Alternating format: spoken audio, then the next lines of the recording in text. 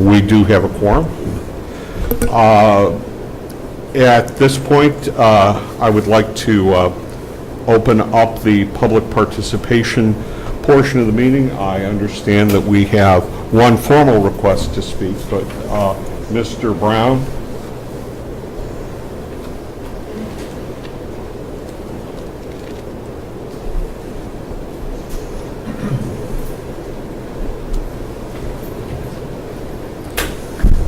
Yes, Dwayne Brown.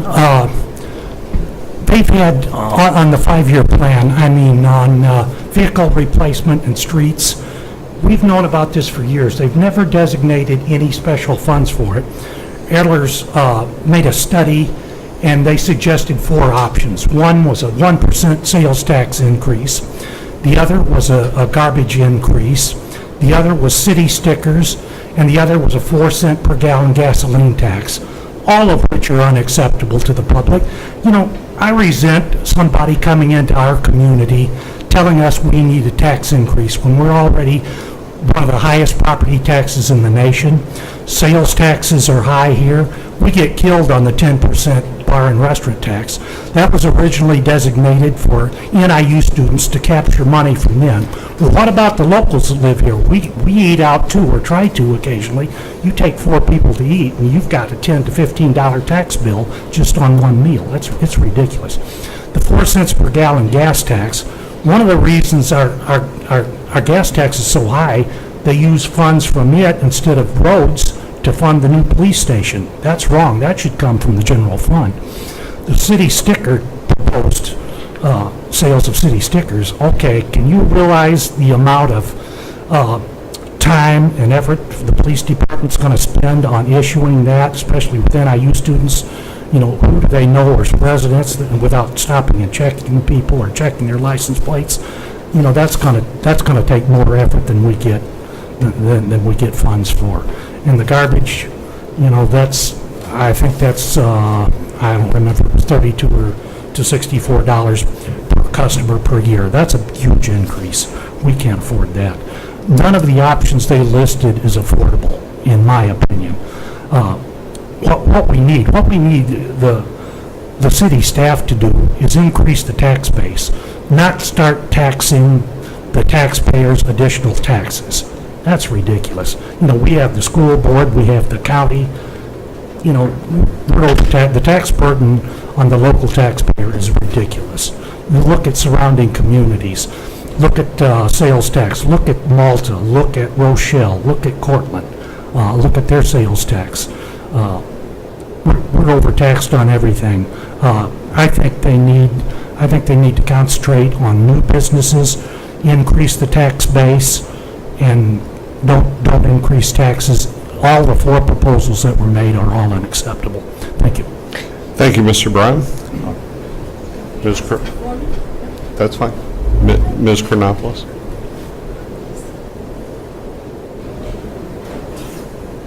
This world is not made for short people, guarantee you. But I manage. Ditto on what Mr. Brown he said. He does his homework. He amazes me. And he does all this without a computer even, by golly.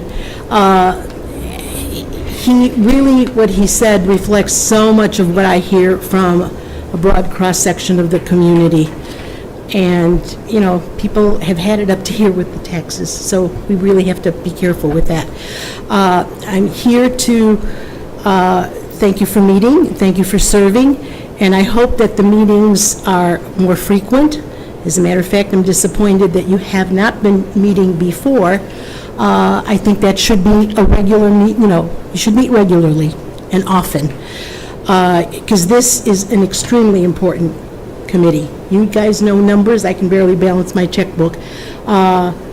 And that's what we need you for. We need your expertise to kind of go into the guts of the budget and tell us, you know, give us some direction, give the council some direction. The other thing that I think you're going to be talking about at some point in time is TIF. There was a big meeting the other day, and that too is a big concern to the community. And it was said that our staff has a little bit of a problem finding how past TIF has been expended and the impact that it has had on the community. Well, the staff can easily go back 5 to 10 years, I would imagine, especially since in the last few years, our data collecting system has improved, so we should be able to go back a little bit.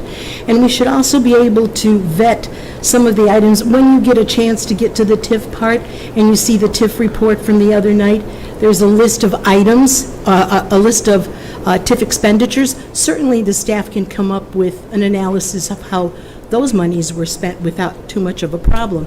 Also, another suggestion would be to contact people who, over the years in the past, actually dealt with TIF on a day-to-day basis. I'm not at liberty to tell you who right now because I don't have permission to give you their names, but I would be more than happy to share that with the mayor and the city manager.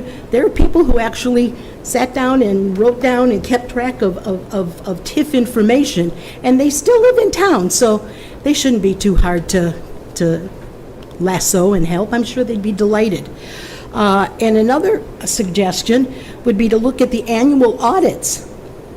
Those should definitely include TIF expenditures and information without too much of a problem. So, we need, how TIF dollars are spent and the impact that it's had on the community has got to be vetted before we continue spending TIF, and certainly before we go to that number 3 thing that the staff was suggesting the other day. Hang in there. You got a big job, and just please work hard at it. And remember, cut. No tax. Thank you. You betcha. At this point, we need to move on to, is there anyone else that would like to make public comment? Okay. Seeing none, we'll move on in the agenda. We have the minutes of our last meeting, August 15th, 2017. This is actually a more timely approval than we're typically able to do. Are there any additions or, well, first of all, is there a motion to approve the minutes of the August 15th, 2017 meeting? I'll move. Okay. Is there a second? Second by Mr. Parker. Any additions, corrections, discussion regarding the meeting? Seeing none, all those in favor, please signify by saying aye. Aye. Opposed? Abstentions? Okay. All right. At this point, I am going to turn the agenda over to staff as they have a number of agenda items that are related to requests that the committee made either at the last meeting or previous meetings, and we'll work through agenda items 5, 6, and 7, hopefully at a consistent pace. Thank you. Thank you, Chair Petal. I'm going to start. Just for the committee's sake, I wanted to introduce some of the others sitting at the table that you may not see as often. We have our Public Works Director, Tim Holdeman. We have our Economic Development Planner, Jason Michnick, and we have our Assistant HR Director, Michelle Anderson. So 3 of them were instrumental in helping put together the 5-year financial plan. So when Interim Director Jeff Wilkins goes through and makes the presentation, they will either be participating in the presentation or they'll be answering any questions that you might have. I also wanted to have the privilege of introducing our new Finance Director, Molly Talkington. So we're very lucky to have Molly come to us, City of DeKalb. She has a very strong local government experience, most recently with City of Champaign.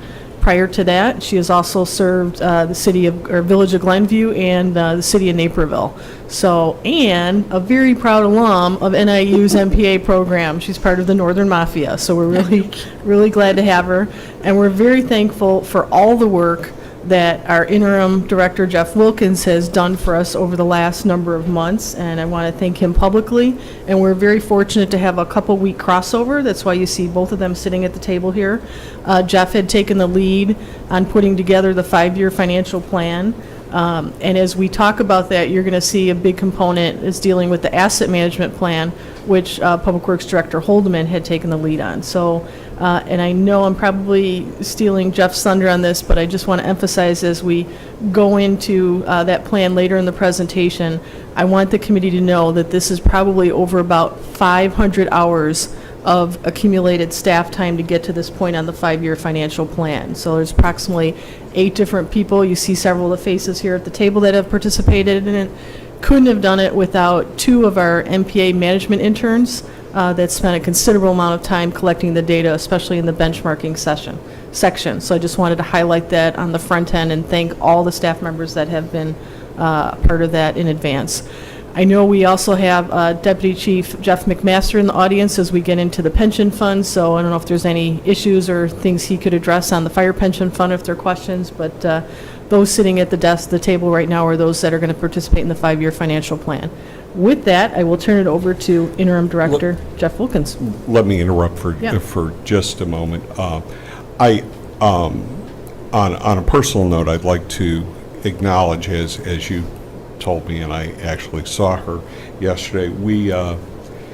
I learned, had the privilege of utilizing one of our international interns who is a finance specialist, truly a finance specialist, and is essentially a Fulbright in the United States, and they work during the summer in their program for a governmental unit. One of them actually worked for the Government Finance Officers Association last summer, but I think this intern contributed also to the 5-year plan, which was a little bit of extra labor that was, as far as I know, very useful. Absolutely, both Blairta and Walker, but Blairta in particular focused the majority of her time, and I cannot overestimate the complexity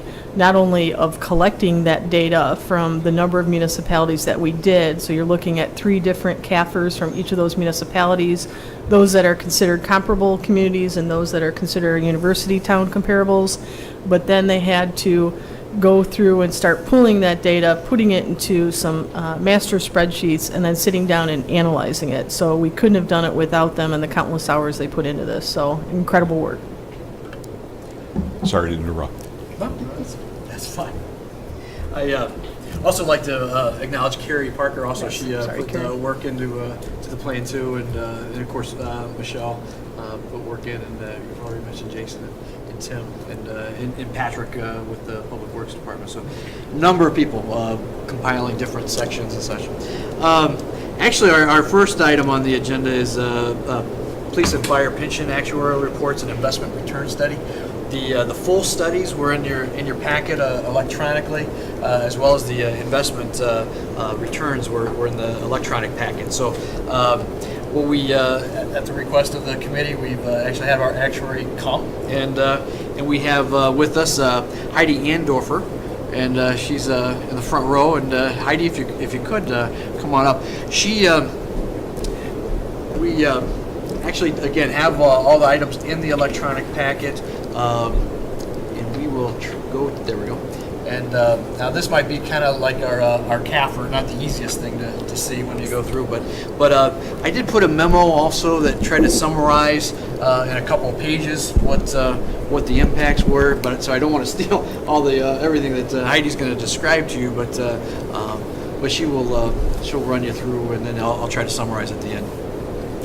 Okay, so let me get used to using the clicker here. Looks like, there we go. All right, so we're looking at, I'm going to flip to the fire first, just because I have them in alphabetical order on my end here.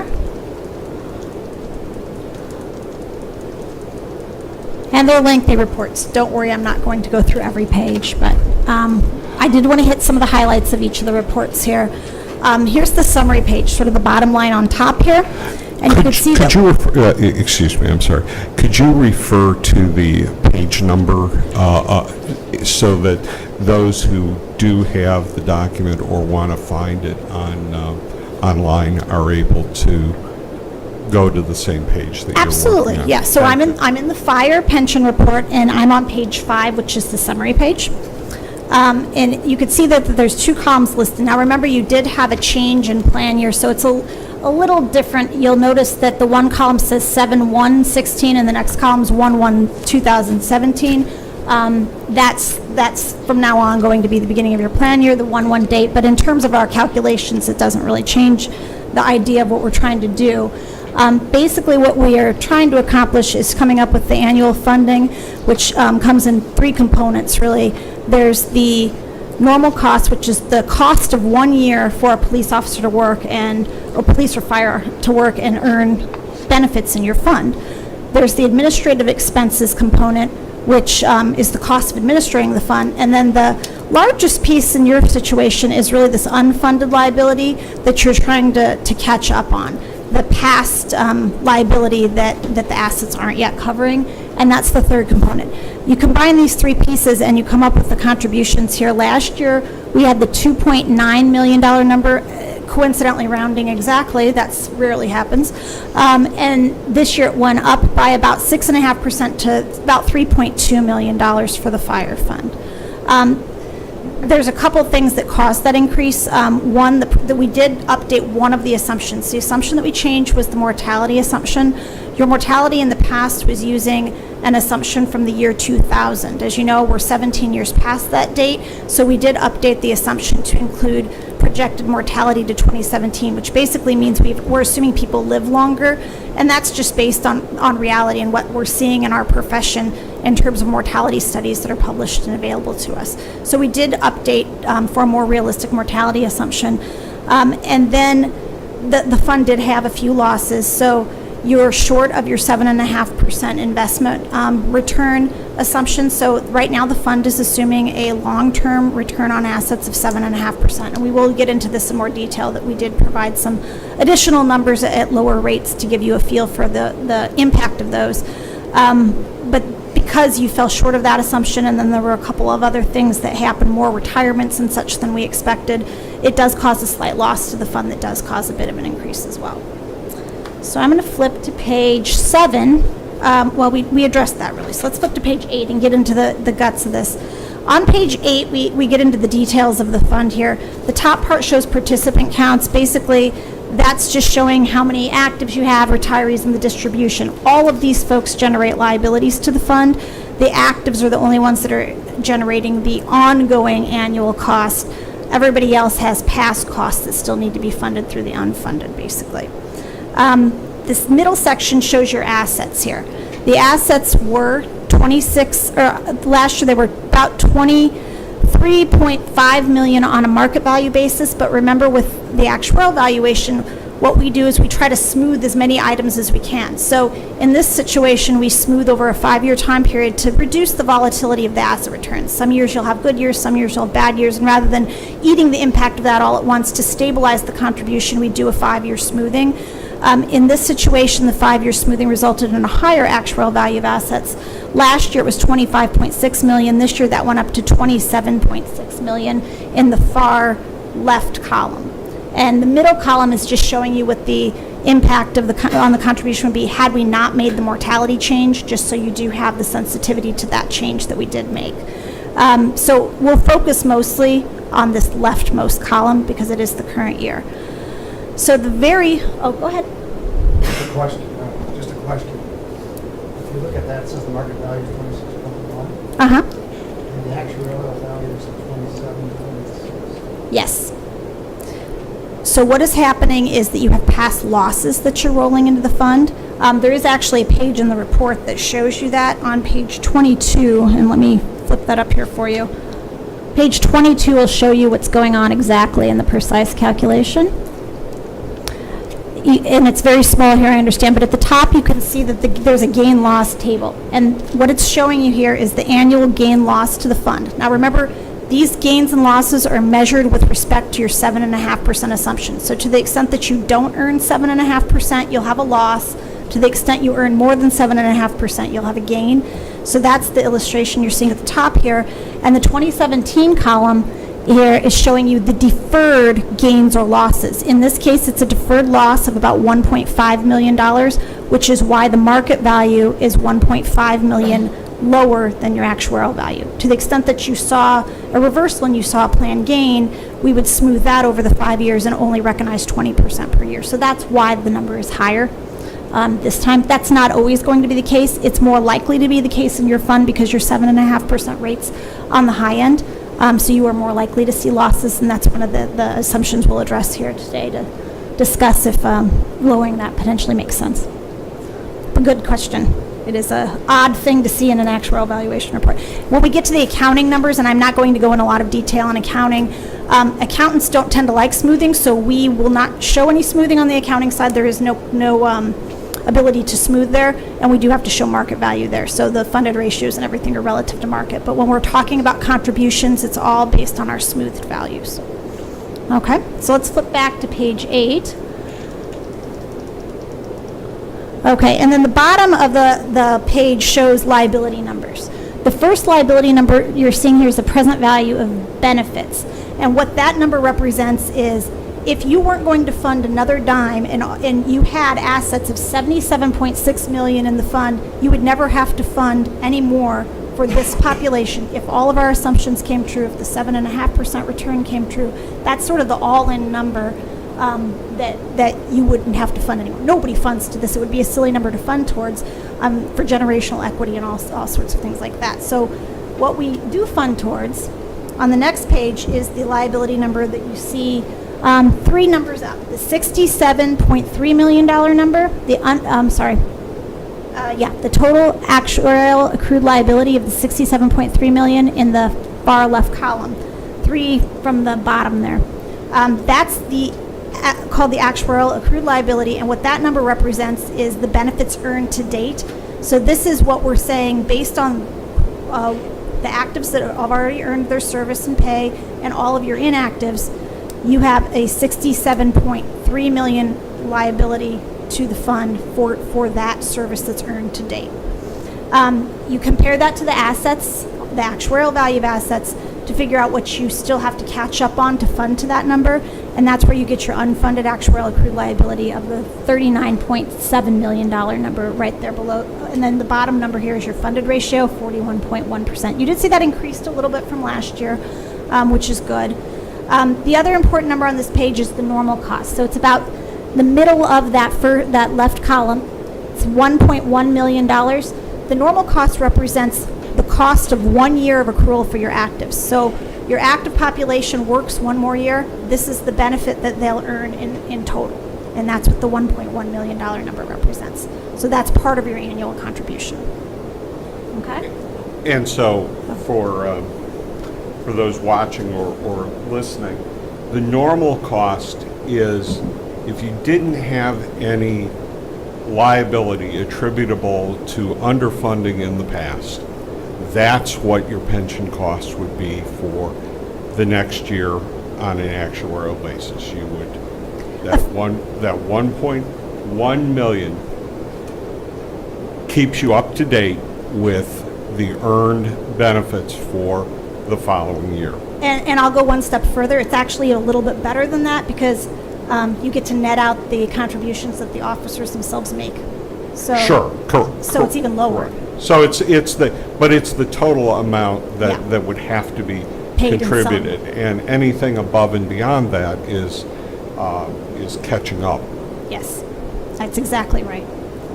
Okay, so let's flip quickly to page 9. This page is basically, it's an interesting number more than anything, but I like to show it because it's sort of if everybody was to quit today, what is your funded ratio and what is your unfunded liability? So what that's showing you, I'm sorry, page 10. Wait. What that's showing you is if everyone was to quit today, this is what the obligation would be, this $58.3 million number. And you compare that to the market value of assets to say, okay, we're not smoothing anything, everybody quits, we have the assets we have, the liabilities, you're only 44.8% funded on that basis. So it's a little bit better than the prior page, But it's sort of the, if everybody was to walk out the door number and not stay and earn more service and not retire formally from the fund, whatever status they have today, they maintain. So it's an interesting number, just to give you a feel for sort of how you're tracking. If we flip to page 11, this is the good page. This is where we're breaking down the contribution and showing you how we get to the $3.2 million contribution. So again, let's focus on that far left column on page 11.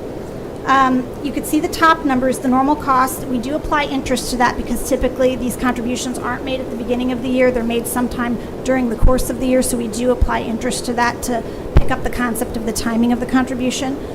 We add to that the administrative expenses because that's something, again, on an annual basis, you will have administration of the fund and benefits, and so that is something that is an annual ongoing cost. In a perfect world, that is the total annual contribution, less the expected member contributions there, kind of in the middle of the page of 462.8 million, or thousand. So that if you take those two numbers and subtract the 462, that's the ideal ongoing contribution. However, there's no fund in that situation in Illinois that I've run across, at least. There is a payment to recognize past unfunded liability, and there's an amortization to kind of catch up with that. And in your case, it's $2.4 million. If you were to compare that to the expected city contribution of $3.2 million, it's about 75% of your contribution to sort of catch up on funding past liabilities. So it is a significant, it's a significant obligation. The good news is, after 24 years, which is what we're amortizing it over, it does go away, assuming that you maintain the contribution level. But it is a pretty hefty number. And I'm going to touch on this as well. There's a payroll growth assumption that we'll talk about briefly that does apply to this. You will see this with all assumptions coming true. This number, this $2.4 million number, will increase to 4.5% per year just by the nature of the assumptions in the plan. So that number will go up. Okay, so that's the sort of bottom line contribution there. If we flip to page 12, this is where I wanted to get into talking a little bit about this payroll growth assumption. At the top of the page, we have the projected unfunded liability. So you can see that we start with this year's unfunded of $39.7 million. Notice that next year and the year after and the year after, that number is getting bigger. What is happening is that payment that we talked about on the unfunded, that 75% of your contribution, isn't even covering the interest on the unfunded. Because of the payroll growth assumption, because of that 4.5% growth on that, you're not even meeting the interest at this point. You do have the ability to drop that assumption, but it makes the number go up. It makes that $2 million-ish amortization increase pretty significantly, and I'll show you what those numbers are in a couple of pages. It's something to think about, but it is important, especially for this audience, to understand that that's what's happening in the short term. Eventually, you do pay that down, but you pay that down by basically having much higher contributions in the future and lower shorter term. And I know this doesn't feel lower, so I hate to use that word, but that's what's going on here. And then we do a summary here of the historical salary, historical actuarial return on assets. This is not where you want to go to find out what your return on the fund was, because it's not on a market basis, it's our smooth basis, but we do put that number in there. So let's go to page 14, and this is where I want to talk about the impact of that payroll growth assumption a little bit more. You can see here, and this is not, there's no interest on this, so it'll differ by the interest rate, but the amortization amount that we calculate here, and we do fund to 100% of the unfunded, which is good, because if you recall, the Department of Insurance only requires you to fund to 90% of the funding target. It's healthier to target the 100%, and that is what your fund is doing, so that's a good thing. But the amortization payment on that 39.7 is $2.2 million at the beginning of the year, before we add interest. If you were to drop your and that's using the 4.5% payroll growth, so that number is guaranteed to increase 4.5% per year.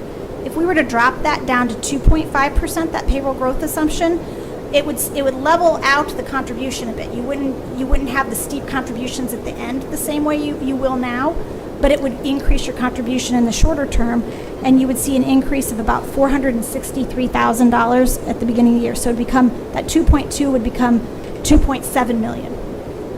And then if we were to drop this payroll growth to 0%, and when you drop payroll growth to 0%, effectively what you've done is you're amortizing your unfunded liability just like your mortgage is amortized. Your mortgage doesn't tie to your payroll at all. It's the same as it was 20 years ago. Whatever you're paying on your mortgage doesn't change. If you were to amortize the unfunded in the exact same manner as you do your mortgage, that number goes up to $3.4 million. So that's about a $1.1 million increase. It goes up pretty significantly. It's important for you to understand that. I don't see many funds go down to zero. It's a pretty big jump for most funds. I'd say on the 4.5%, you're on the higher end of that assumption. We try to get funds to be a little lower, down to the 3% level, just so that you're not pushing too much cost into the future. And I can provide an illustration for the committee later that shows you what those assumptions will do to the contributions, 10, 20 years out, just so you have a feel for what will happen. So in plain words that, the average citizen can understand, why, when you increase your assumption on payroll growth, does your contribution go down? So what you're doing is you're basically tying your unfunded liability amortization to be the same percentage of payroll each year.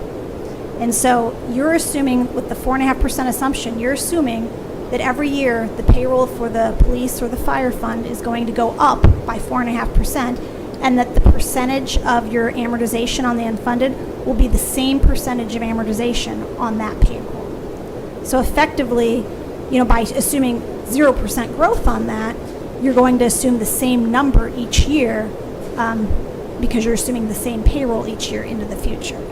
As soon as you assume a 4.5%, you're assuming, say it's, the 75% of payroll we were talking about, every year it's going to be I think it's more like 50% of payroll or whatever.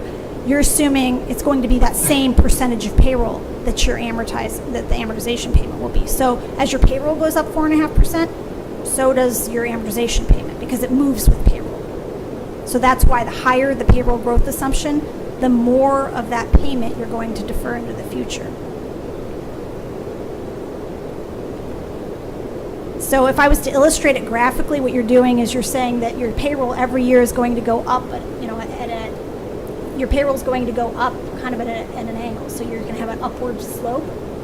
If you think about how your mortgage is amortized, it's the same number each year. So if you assumed 0%, It's the same what number every year? the amortization on the unfunded is what we're.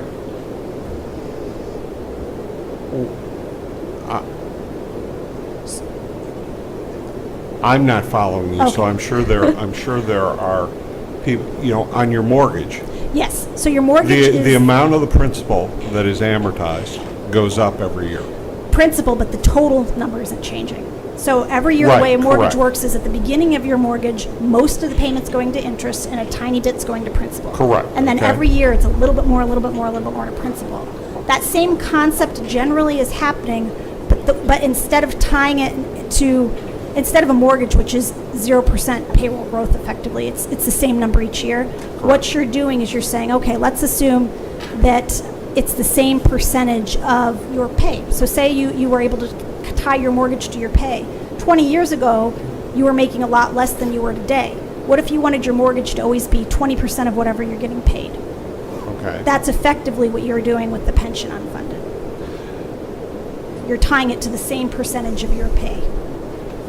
Okay, so why does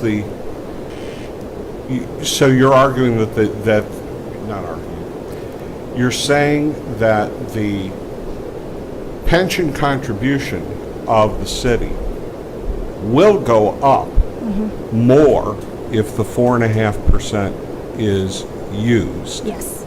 Okay. Yeah. So we're not talking about a lower pension contribution. What we're talking about is faster amortization of the unfunded pension liability. Right. It's timing. It all comes down to timing. So using the 4.5, what you're doing is you have a short term, you have a lower contribution, but you have to anticipate that that's going to grow 4.5% every year. And longer term, that contribution is much higher. Versus at a lower payroll growth rate, your short term contribution will be higher, but it'll stay lower longer term. And you're also assuming that if there's a 4.5% payroll growth, there's a 4.5% resource growth to pay that increased. I'm not assuming that part, but that's effective, I mean, you're assuming that the payroll of the department's going up by that rate, which may or may not be true. We find in most funds, 4.5 is probably higher than what most budgets have built into them. But that can vary by jurisdiction. Okay. I'll leave it at that if everybody else understands. I think what would be helpful, and I can provide this to Molly and Jeff after the meeting, is an illustration to show you the power of what this assumption's exactly doing, because it's helpful for budgeting purposes to understand that you will naturally see increases in the contribution dollar amounts based on that assumption. Understood. My concern, okay, is that this item, the item of the pensions, is currently the single item, for all intents and purposes, that we're levying the property tax for in the city. Given that that's true, and given the comments during the public participation section of the meeting, it is absolutely essential that when we talk about the pensions and our liabilities and the normal cost and catching up on what we're behind, that we can explain to the taxpayer where the money's going and why the things vary the way that they do with respect to particular assumptions that we make. I'm just making that as a general comment. That is not in any way directed at the work of your actuarial firm. Well, and my job is really to make sure you guys understand the impact of that assumption so that you can make the best decision for your funds related to that. And so that's why I think I will provide that illustration to you guys, absolutely, so everybody can understand what happens 5 years out, 10 years out, because there is a different impact of that, but it is shorter term pain to change that assumption, which is why we've really started to talk about the investment rate, which is also some short term pain, but to understand that first and then maybe dive into this one. I just want to get it on the radar because it does matter, especially for this audience to understand. So let's flip to page 15 quickly. This is the statutory minimum required contribution using our assumptions, so it will differ from the Department of Insurance. We get this request a lot. It's using the 90% funding. We don't recommend it, but we do put it in here for illustration so that you do understand the difference. In your case, it's not as different as it is in some funds because your projected unit credit normal cost is actually higher than your entry age normal cost, and so you actually kind of see a balancing act there. But the 90% funding target does decrease this contribution because you're not amortizing all of your unfunded in this calculation, which is why we don't recommend it. Okay? Let's flip to page 16. I do like to point this one out because it shows you how quickly you can expect to see a drawdown in your assets. What this is the projected benefits from the fund. This is based on our assumptions and our rates of retirement and such, but based on that, we would project, right now we're saying that you have contributions or benefit payments of about $3.4 million in this FAR total payments column. About 14 years out, you can see that double. I like to give you that number because I've seen funds where it doubles in 10 years, which means that, or 5 years even, and you're going to see a draw come down faster in those funds. What this is saying to me is you have some time to let your assets work for you because you're not seeing that contribution or that benefit payment number start depleting assets very quickly. So this is a good thing, but it's important to understand the health of the fund, how soon you could see that draw start to take place. Go ahead. Just to confirm, so the assumption of 4.5% wage increases, is that then reflected in the liability statement since they're paid off a percent of gross pay, right off whatever the rules are? It is. It is. Now, the payroll growth I was talking about is coincidentally the same as our salary scale, which is reflected here. It doesn't have to be the case, but yes, the salary scale that we are assuming is reflected in all these future years, and it does reflect the fact that the payroll pay is going to go up. So just one point of clarification. If in fact we don't have 4.5% payroll growth in number of heads or real wage increases, then the total liability, the gross total at the end of the entire period for the entire department will be less. Right, It'd be interesting to know how less it will be in total yeah. for the entire program. Is that a calc we can easily do? So what we're doing with this calculation is we're assuming a long-term assumption, and these calculations run out, for somebody hired today, Right. 30 years from now, we're predicting what their pay will be. Right now, we're assuming a 4.5% per year increase. It's not uncommon that we assume something more like a graded scale, where shorter term in your career, you're getting much higher increases than that, and then longer term lower, which would be something that we could consider moving to. It should be in that same kind of annualized 4.5% range, though, probably. We could do that. You could lower that assumption, which is effectively what you're talking about, and it would lower the liability.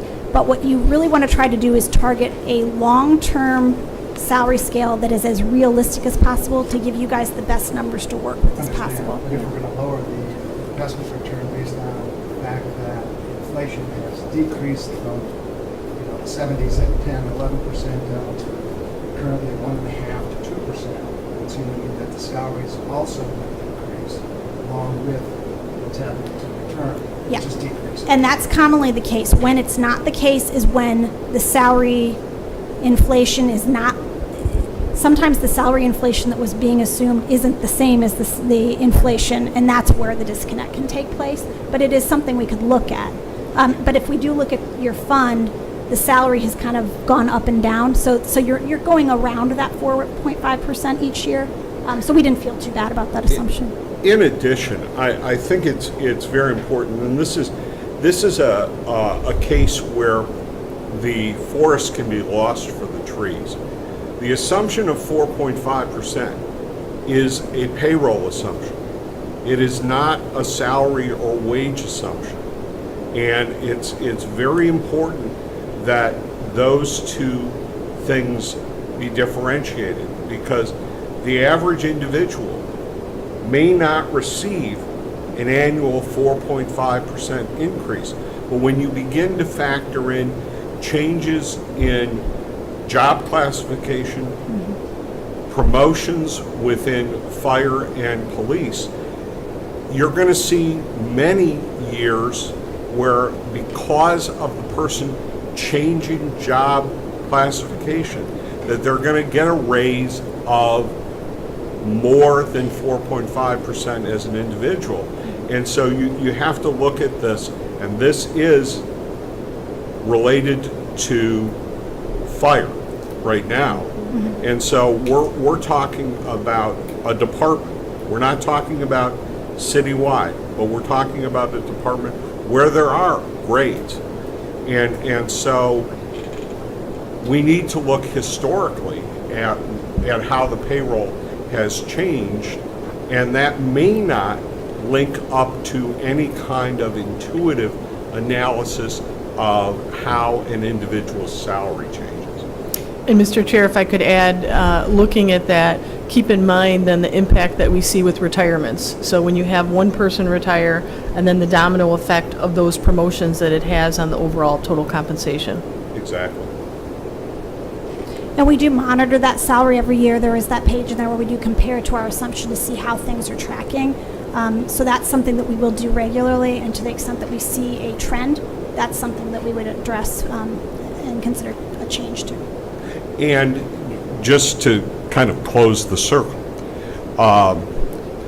if we were doing, well, you've already done police and fire, but if we were to see an actuarial report that was, for example, for IMRF or for something else, the assumption with respect to salary could be, or I'm sorry, the assumption with respect to payroll growth could be different based upon the information that you have about each of those subgroups for which you're doing a pension calculation. Absolutely. The assumptions for the group that we're addressing at the moment, absolutely. Okay. And that's a good segue to the next page, which is assumptions, actually. So I'll quickly go through a couple of these. On page 17, the top two are the mortality.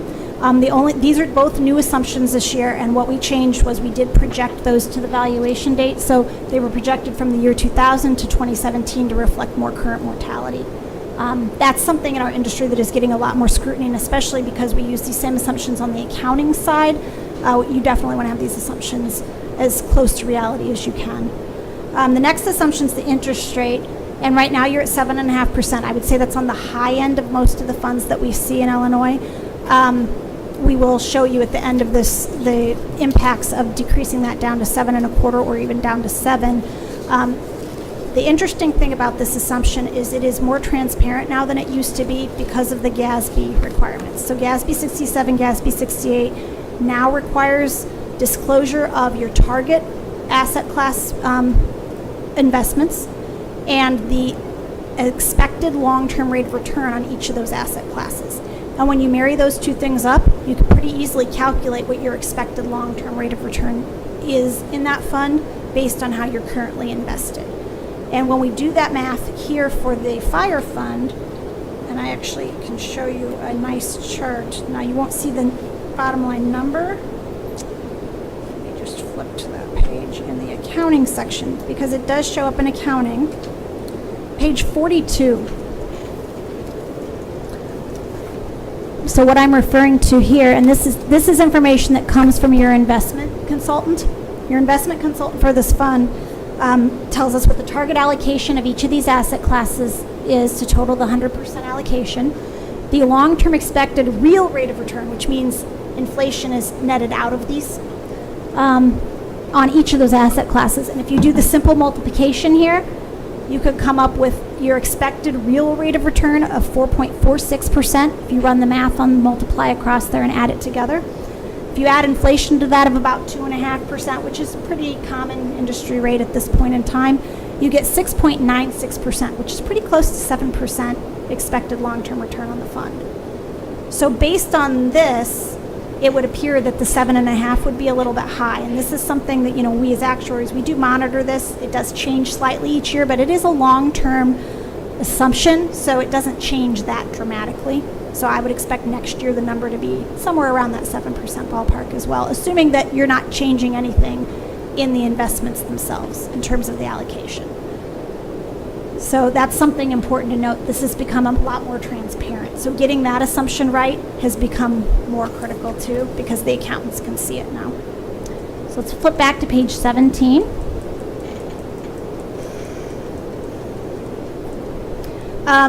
Other assumptions here, we do have the decrement tables. Right now, we do use the same rates as the Department of Insurance because there's not really any funds large enough to have their own experience.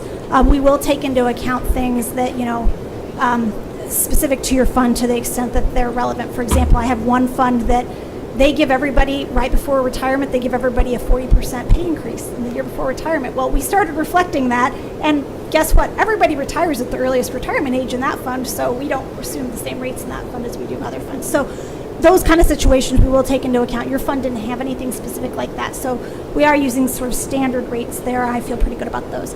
Your salary increases right now do happen to be the same as your payroll growth. That's not always the case. We typically see a graded schedule. This is a legacy assumption from your prior actuary and one we may want to address. We do expect the Department of Insurance is going to be revisiting their tables, and that might be a good time to sort of move all the assumptions at once versus kind of picking on one per year to the extent that you don't have to do that. Sometimes it's a little bit easier for stability purposes to change them all at one time and then sort of consider that the status quo. But that's a discussion we could have. Cost of living is tied to the inflation of 2.5%, so nothing else too crazy here. 80% married. We feel pretty good about the rest of these assumptions. The biggest drivers are really the mortality and the interest rate at the top, so they sort of go in that order in terms of impact. So if we flip to page 24. Oh, go ahead. Let me ask a question about your marital assumption.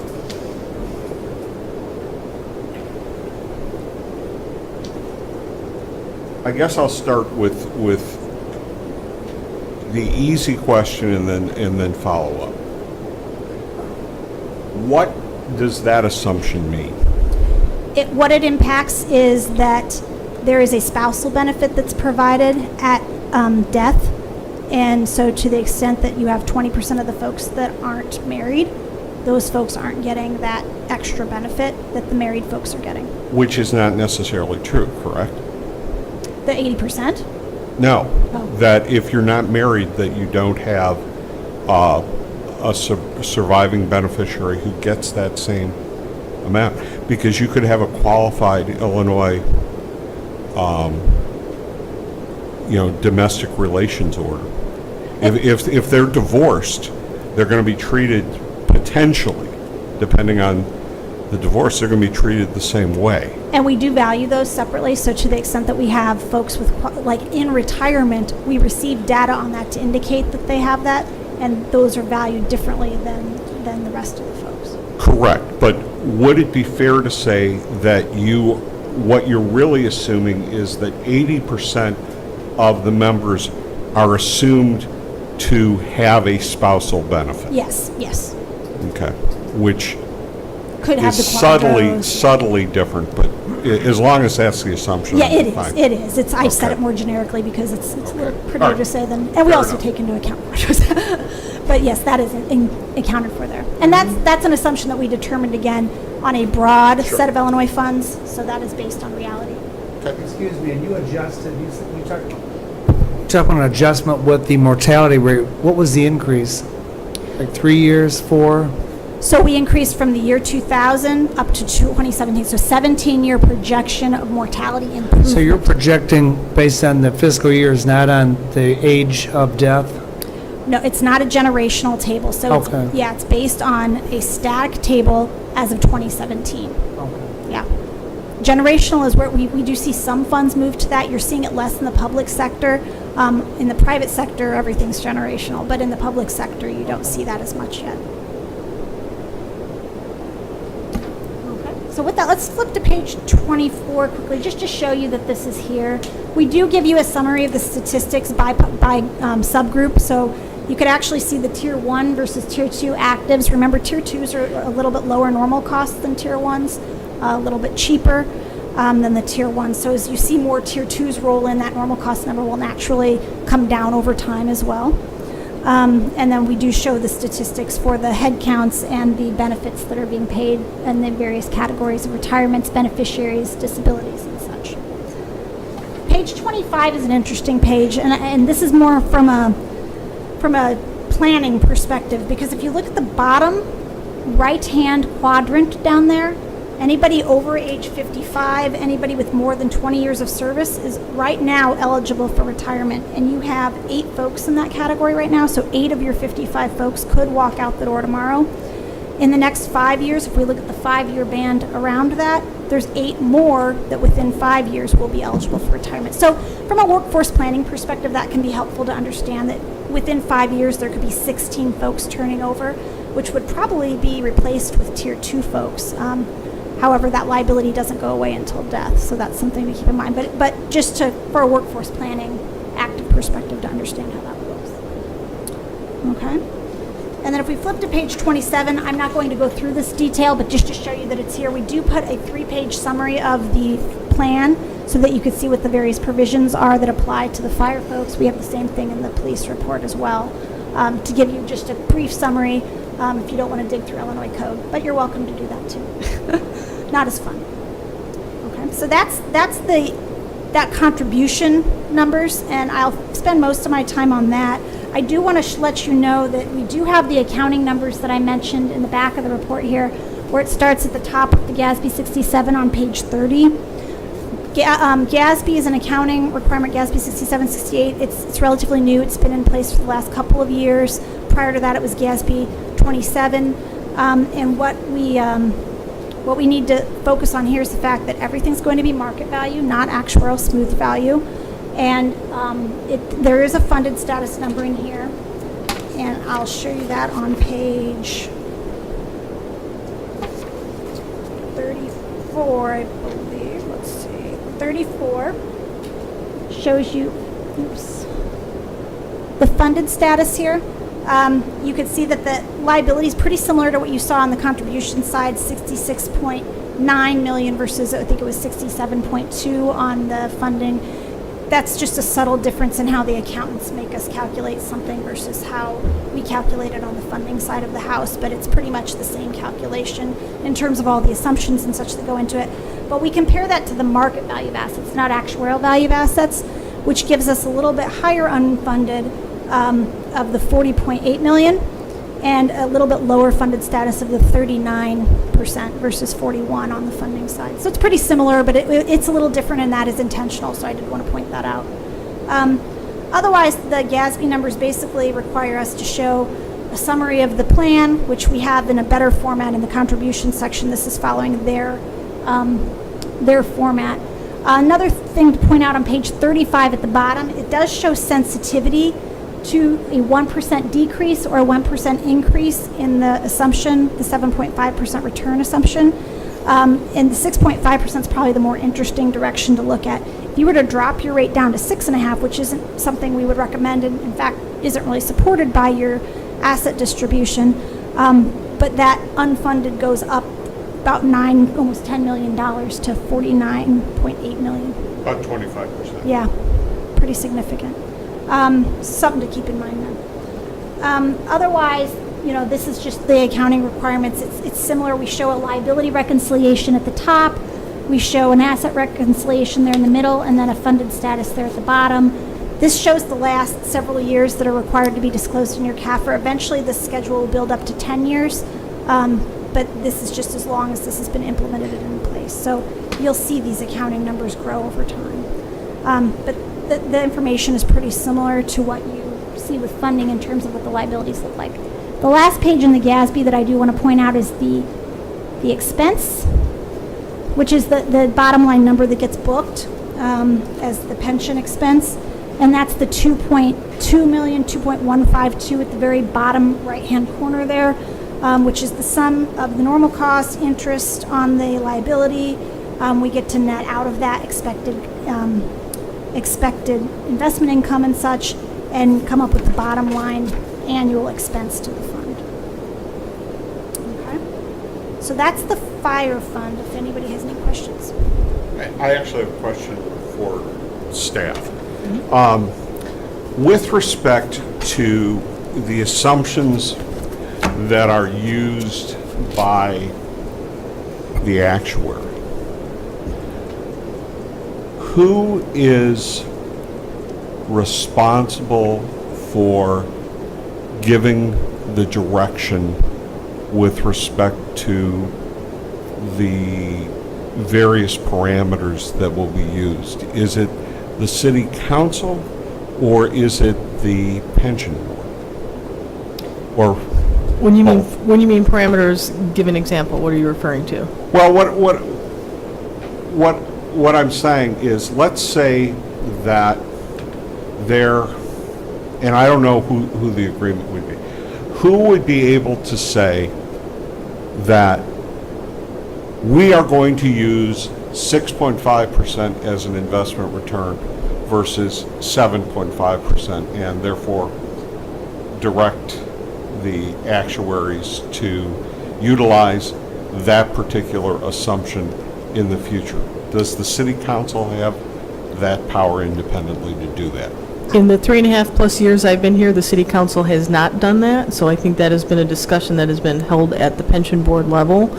Legally, I don't know whether the council has the authority. I think the question for the FAC is, if you're looking at changing those assumptions, we would then want to have that next step first with the discussion with the pension boards. In the last couple of years, our finance director has either been appointed to the pension board and has been regularly attending those pension board meetings. So we're at a little bit of a deficit here since Kathy Haley is no longer here at the city, but we can always report back with more information as to how that has been handled in the past with the pension boards.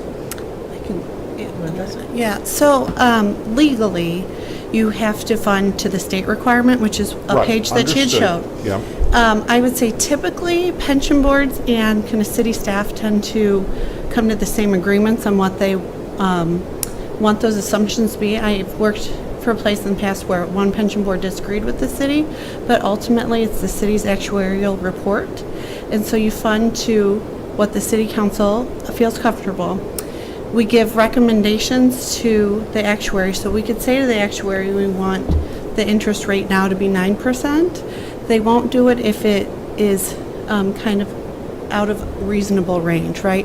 I would expect that they're a professional group, and if we said we wanted to actually increase the rate of return to 8%, that they would highly advise against it, and most likely, if it's so far beyond, would not produce a report for us at that level. But if it's within a reasonable range, which is kind of where we got back to the 4.5% on the salary assumptions, they watch it each year and kind of monitor, are we coming in within those assumptions? And then they also feed back to the city, which is what this report is doing. Here's the 2 areas we need to look at, and might not be meeting where you're seeing actual returns in the past. And so I think it's more a combination of where the city wants to go with kind of the advice of the professional staff that we use for actuary firm.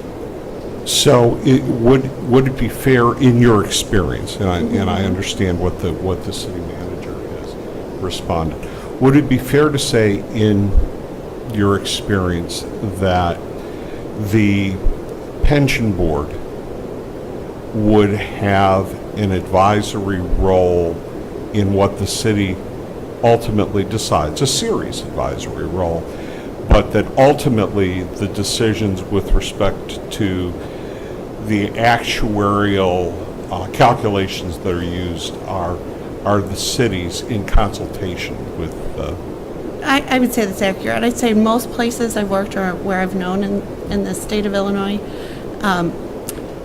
maybe 98%. I mean, it's a high percentage of those groups that the pension board and the city work hand in hand, and they're on the same page. There's just a few kind of standouts where there's differences. So I'd say that's really, the pension board can provide kind of a input and work with city staff and go forward. And then, you know, with this board, bring it here for recommendation as well could be a step. So logically, what I'm trying to get at here, just to recenter the discussion, I wanted to make sure that, first of all, what the bounds were for the Finance Advisory Committee in terms of offering advice and to whom we were offering advice. It sounds like it's just like any other issue that we are going to advise the city council, who will then, through the appointed representatives on the pension board from the city, work out what will ultimately be the direction that is utilized in calculating the pension contribution that the city will make in consultation with actuarial advice. Yes, and I think from a staff perspective, if the committee is looking at changing an assumption, I would recommend taking a longer-term view to figure out how you get to that point of how to fund it. So as an example, if you were going to change that 7.5% and look at that 0.25% increment, what is that dollar amount and how do we get there? How many years does it take us to get to a different percentage? The other thing I would suggest the committee look at is if, in regards to the actuarial and the amount for the pensions, if you're changing an assumption, I think you have to identify the revenue source as well. So if you're looking at what the commitment is or how much that the city's commitment into the pensions, is the FAC going to make a recommendation to go with the financial policy to have property taxes pay for that increase? Same holds if you're going to make a change to the assumption. What is the funding source? Are you going to go with the policy and make the recommendation that that the funding source is property taxes? Because the reality is, if you don't, and it comes out of the general fund, then we are cutting services or making a reduction in order to pay for that increase. So I would just recommend that the committee look at the funding source if you're going to make any assumption change. I am not speaking for the committee, but I'm speaking for myself, and I would appreciate any feedback from the committee. But I have to disagree with not with the sentiment, but with respect to letting the budget drive your actuarial assumptions. if we're assuming a 7.5% return right now, and I'm not going to get into the assumptions about payroll, because we all have, a pretty good idea, and there's a pretty good track record out there of what pension funds are using for their assumption for the discount rate. 7.5% right now, in my opinion, and we'll have time to discuss this, in my opinion, is way too high to be assuming to discount down. And what is happening is that by using a 7.5% rate of return, you're artificially underfunding your pension liability. And therefore, I would agree with you that you have to look at the long term. Mm-hmm. The long term also includes the fact that if you maintain the 7.5%, that you're very possibly going to end up more quickly in a situation where you have a dire situation of unfunded pension liability. Now, that said, if the right decision, and I do believe that it's a right or wrong decision within some parameters. Going down to 6.5 would be very aggressive to do in a single year. Dropping it below 7.5, I think, is probably a no-brainer. And we're going to talk in just a little bit about the 5-year financial plan, and that kind of process may be a part of what you plan to do over a 5-year period, is make those kinds of adjustments. And so, yes, we have to have a bona fide, reliable source of revenue to fund any increased pension obligation that we will be, pension contribution that we'll be making. No argument there. But I think we need to start from the position, rather than saying, well, can we afford to do this? To, hey, look, we're not making a reasonable assumption and we're underfunding pensions. How are we going to deal with this? And look at it from that broader, long-term perspective still. Yes, and I guess the primary point I was trying to make for the committee, but more in particular probably for the public who are here watching this, is the financial policy 01-04 in regards to revenues in section 1A. City prefers to keep its property tax rate as low as possible. The following components shall be followed in priority order each year when establishing the property tax levy. A, levy for police, fire, and IMRF pensions per actuary calculations. If the actuarial reports indicated a higher employer contribution is needed, said increase will need to be added to the city's overall previous year levy request to avoid underfunding problems. And it's more that this is kind of the base for where we start with. If there's a philosophical change, then that is a policy issue that the committee should address. And just to add a couple comments on that, as the actuary, what we would like to do is bring you the best liability numbers that we can, whether they're higher than you like or not. The best information you can have is the most accurate information to plan with. And it might be a bigger number than you like to see, but ideally what I would like to bring to you is a number that I think is as reasonable and realistic as possible. So from an actuary perspective, we would prefer that. And I will echo everything that Molly said in terms of how the assumptions work. As an actuary, we won't sign off on something that we think is unreasonable. We felt okay with the assumptions that we're seeing here. If we were to continually see that 7.5% not being met, we would probably need to push back on that more. You're already addressing it. It's not an issue. You're discussing it. But we do monitor that because our professional name and credentials on the line as well. So we do have to consider that as well when we're looking at assumptions, which is why we do things like project the mortality and increase liabilities. Bottom line, the pension is going to cost what it costs. So whatever we're assuming is just trying to track it on an annual basis. The promises are already there, and the payments that you're going to make are going to happen regardless of what you're assuming. It's just a matter of how you're funding it. So giving you the best information with which to fund that is sort of our personal goal. And in terms of who dictates the assumptions, we generally will listen more to who we're hired by in terms of the discussion. In this case, we're hired by the city. If we're hired by the board, it's the board who will have to give us the input. We can't take that from the city because we weren't hired by the city. So in this case, we're hired by the city. Okay. Any other questions? Or I'm going to go through the police report as well. I'm going to go a little faster because we've already addressed some of the terminology and such. So let's flip to page 5 of the police report. Again, that's that same summary. We saw about a 7% increase year over year here. The police numbers are a little bit lower than the fire.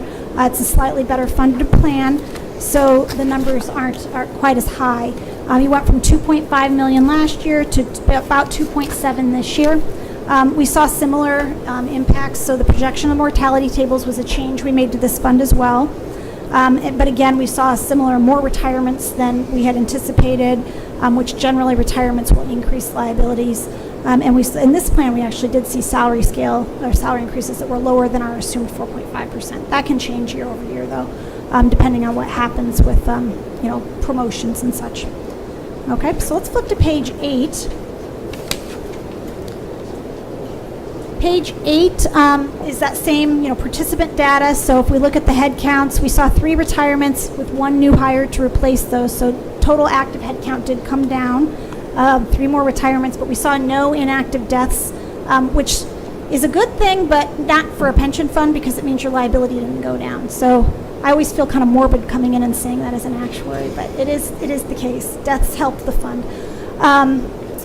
We have the market value of assets, again, lower than the actuarial value of assets. Again, similar to the fire fund, you have deferred losses that you're rolling in, which will make that actuarial value of assets higher. And then the bottom number here is the liabilities. It's pretty similar to the fire, the $74.99 million number. This is your all-in. If all of our assumptions came true and you were able to put this much money into the fund today, in theory, you would never have to fund again for this participant set. Okay, so if we flip to page 9, here we have the current total accrued liability based on current service of $65.6 million. That gives you a funded status of 50% in this fund, which is a little bit better than the 41% you saw in the fire fund. So this fund's a little bit better off than fire. The total normal cost is about $1.1 million, and that's the annual contribution that you'll see. So if we flip to page 10, that's the walk out the door number again. If everybody was to quit today, you're funded at 58.1%, so a little bit better. Getting close to that 60% range, which isn't uncommon to see in funds in Illinois. Okay, so if we flip to page 11, this is your contribution calculation. So here we take that normal cost again of $1.2 million. We add the administrative expenses of the $47 million. In a perfect world, you're funding that less your expected member contributions, but we still have that unfunded liability of about $2 million. Again, that number is about 75% of the contribution you're making. So once you catch up on the unfunded, your contribution goes down quite significantly, but that is over a 24-year period. So it is a lengthy period before that's paid down. Then if we flip to page 12, again, you see that increase in unfunded in that short-term period due to that payroll growth assumption. The same assumptions being made for police as fire. So the same situation applies here. However, to your point, it is a different subgroup, police versus fire, so the payroll growth assumption could differ between the two funds to the extent that you anticipate different experience. Okay. If we flip to page 14, just to go into those amortization numbers again. So here we have an amortization amount at the beginning of the year of the $1.9 million, basically. If you were dropping that payroll growth down to 2.5, that would go up to 2.241 million. So about a $383,000 increase. If you dropped it down to 0%, like a mortgage, that goes up to $2.78 million. So about a $922,000 increase. So it's a pretty powerful assumption, but something to keep in mind. And again, I will send an illustration to you guys on that. Okay. So we flip to page 15. We show you that statutory minimum again. It's a little bit lower because you're only targeting the 90% funded target, but again, the projected unit credit normal cost is higher than entry age in this case. And so that does sort of balance it a little bit, but that 90% funding does decrease the contribution pretty significantly. Not recommended, though. Page 16, this is that projection of benefit payments again. In this case, it takes about 13 years for that payment to double in terms of the benefit payments that are leaving the trust every year. Again, that means your assets do have time to perform for you. So you're not seeing a depletion of assets happening very quickly, which is a good thing to see. Page 17 shows the assumptions again. These are basically consistent with fire, aside from having decrement tables that are custom to police versus fire. They're basically the same, and the same issues would apply here to both police and fire. And then if we flip to page 24, again we show you the statistics, just so you could kind of see the distribution of your actives in terms of tier 1 versus tier 2, keeping in mind your tier 2 folks are cheaper than your tier 1 folks. And then again, your average benefits being paid and such from each of the various categories of retirees, beneficiaries, disabilities. Okay. Page 25 shows that distribution again. Police is a little bit different than fire in terms of potential retirement experience coming up.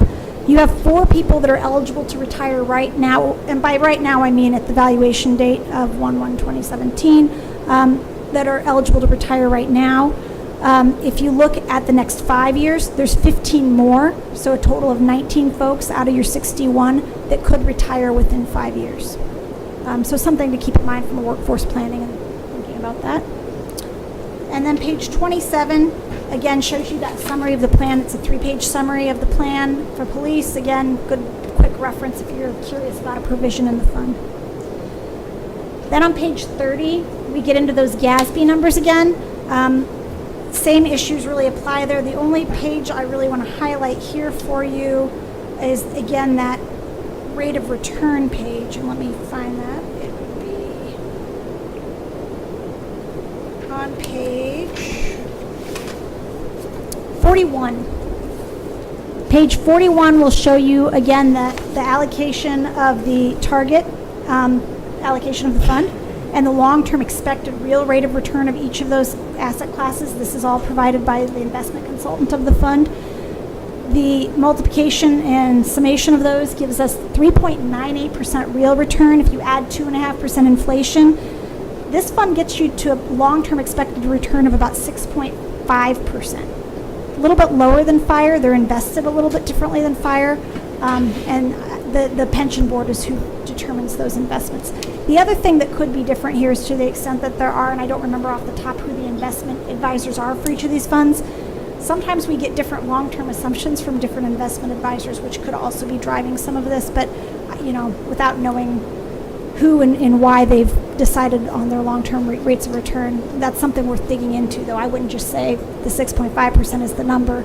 It's something to understand why there's a difference. Okay, and then the last thing we'll want to go through is the letters that we provided with respect to the impact of the long-term rate of return on the fund, which is what we're using to discount the liabilities. And there's 2 letters here, one for police, one for fire. You just flip to these. Here we go. Okay, so we'll start here. It looks like we have...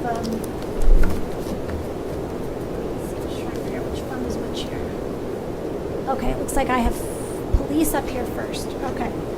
So you can see that when we talked about the police contribution in the first far left column there, the current at the 7.5% rate is 2.680967 is the city recommended contribution, it probably should really say. If we were to drop that down, the rate of return of the fund down to 7.25%, so 25 basis point change, that number increases by about $150,000 to $2.8 million, or $2.83 million actually. And then if we actually go all the way down to the 7%, which as you recall in the police fund, 7% was still higher than the long-term expected rate of return from your investment advisors. But for fire, the 7% was basically what your investment advisors were saying would be the long-term rate of return of the fund.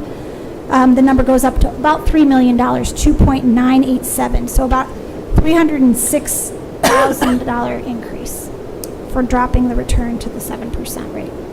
Now, this assumption has been getting more scrutiny. And so the optics of this are a little bit more important because of the accounting side of things and those GASB disclosures that are required. The accountants are starting to look at these things now. And this is a pretty easy assumption to understand. So the transparency around this makes it more critical as well. Okay, so that's the police. We look at those same numbers on the fire side. So the far left column shows you the current, which is the $3,183,910. If you were to decrease down 25 basis points to 725, that goes up about $137,000 to 3.321 million. And if you were to go all the way down to 7%, which is what is supported as your long-term rate of return by your investment advisors, the number goes up to 3.463 million, which is about a $279,000 increase from current. But as I said, this is probably the first assumption change to consider because of the optics around it at this point in time due to the GASB requirements that are out there. And again, from the perspective of just trying to be as realistic as possible so that for planning purposes, you're working with the best numbers possible. So that's what we had. Did anybody have any additional questions?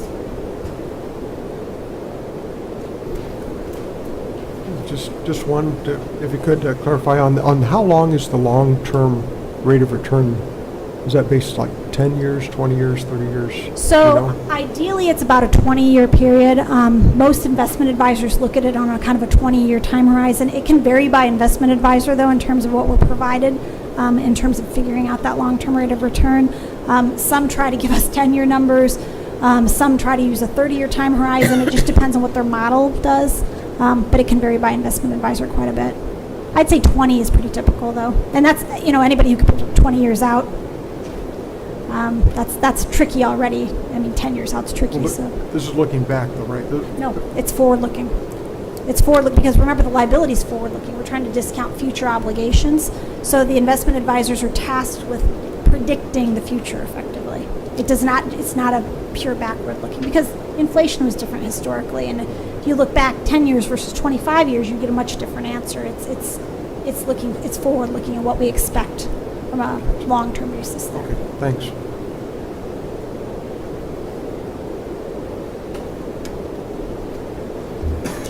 So really to sum up,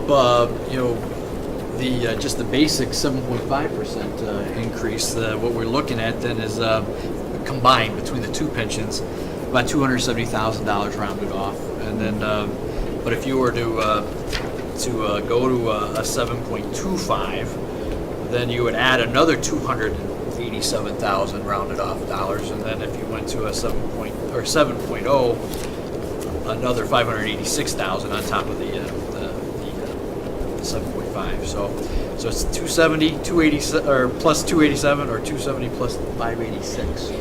So that's really kind of the round, summarize it. So in these assumptions. So.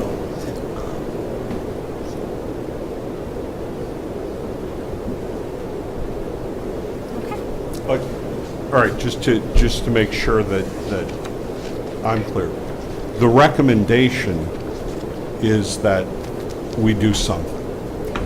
Yeah, I would say because you're high. 7.5 is one of our higher funds. We only have a couple that are up at that level. I'd say most of our funds are at the 7% rate. We even have several funds at 6.75. A few above State 7. University retirement just went to 6.5. So yeah. When you've seen other municipalities or funds decrease that percentage, have you seen them go in 0.25% increments? Have you seen them go in 10% just to try to make headway? What percent increment changes have you seen? So I'd say when we do see it done incrementally, which some funds will do, it's a 25 basis point change per year. I don't usually see something as low as 10. I've seen that in a Florida plan once, but generally in Illinois it's a 25 basis point movement, and I'd say some funds do that, but most move right to the rate. They jump from the 7 to 7.5, or from the 7.5 to 7 in most cases. But we do occasionally see it done incrementally. but usually 25 basis point increments. I think there will be certainly a time for discussion of those particular options, and certainly those discussions will involve more people than are in the room right now, too. And I think, Chair Petal, from staff's perspective, as we go forward, and this is more probably appropriate towards the end of the meeting, we really want to have an understanding of what are the items the committee's going to be looking at and trying to create benchmarks of when those decisions are going to be made, because as staff, we have to move forward on a number of items relating to the budget, including the property tax levy. So the earlier we can get feedback in the process, the better it is for us in preparing all the things we have to do. Well, I think some of this discussion in terms of timing is relatively obvious in the sense that the way that the property tax levy is currently constructed in the city, anything that's related to the property tax levy is going to have a high priority, because there are some statutory requirements as to when the budget and the proposed levy are out there.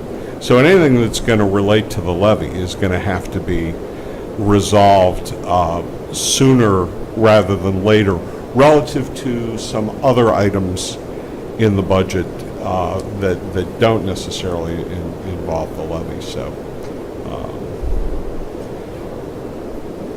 that's maybe stating the obvious, but And I would just say, because of that timeline, any guidance that the committee would want to provide tonight would be appreciated. But if the committee wants to mull it over, depending on timing, we may have to proceed forward then without a committee recommendation because of the timing on the property tax levy. okay. We'll see where we're at here. We've got still a couple of big agenda items. So. All right, thank you. Thank you.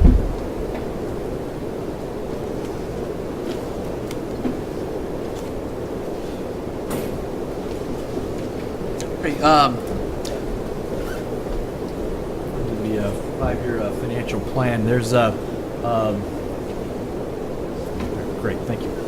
There's a number of slides that we have that we'll go through. As you got in your packet, the plan itself was over 130 some pages. So obviously we're not going to go through each and every page. So as I go through the slides, I'll also ask various staff to either step up if you could, or from your chair, either way. But depending. But first, again, financial planning. The purpose. It's a GFOA best management practice. What it does is stimulates a discussion. Hopefully, gives a long-term perspective and not just short-term balancing of budgets. Hopefully a tool to prevent financial challenges in the future and create more strategic thinking and build consensus and communication. So hopefully it's a process, and it's an ongoing process. With and what we're hoping to do is when you have constrained economic environment, try to align our resources to reflect the community values. The city's gone through a strategic planning process, and hopefully this will aid the strategic planning process. Will be just another leg of that, but it's going to take multiple years. As we just went through the pension issue, it's going to take multiple years to continue the planning process and work our way to balancing. So this plan doesn't necessarily have specific decisions, but it will have options. If you look toward that it will hopefully spark some discussions and some debate, and then we can take some direction from there. The elements of the plan. There's really 4 or 5 main elements. we have our summary of our current economic position, and I'll have Jason come up and speak to that. Then benchmarking. The benchmarking section was really put together from the notes and such that I saw from the Financial Advisory Committee in the past of what you wanted to see. So it's very detailed, a lot of information there. Expenditures and revenue projections. Then we have a detailed fleet and streets and fleet asset analysis and deficit analysis with that, and then alternate policy considerations for you to start your discussion. So first on economic position, Jason come up, he's our economic development planner, and give a little bit more detail than just a few bullet points that I have here.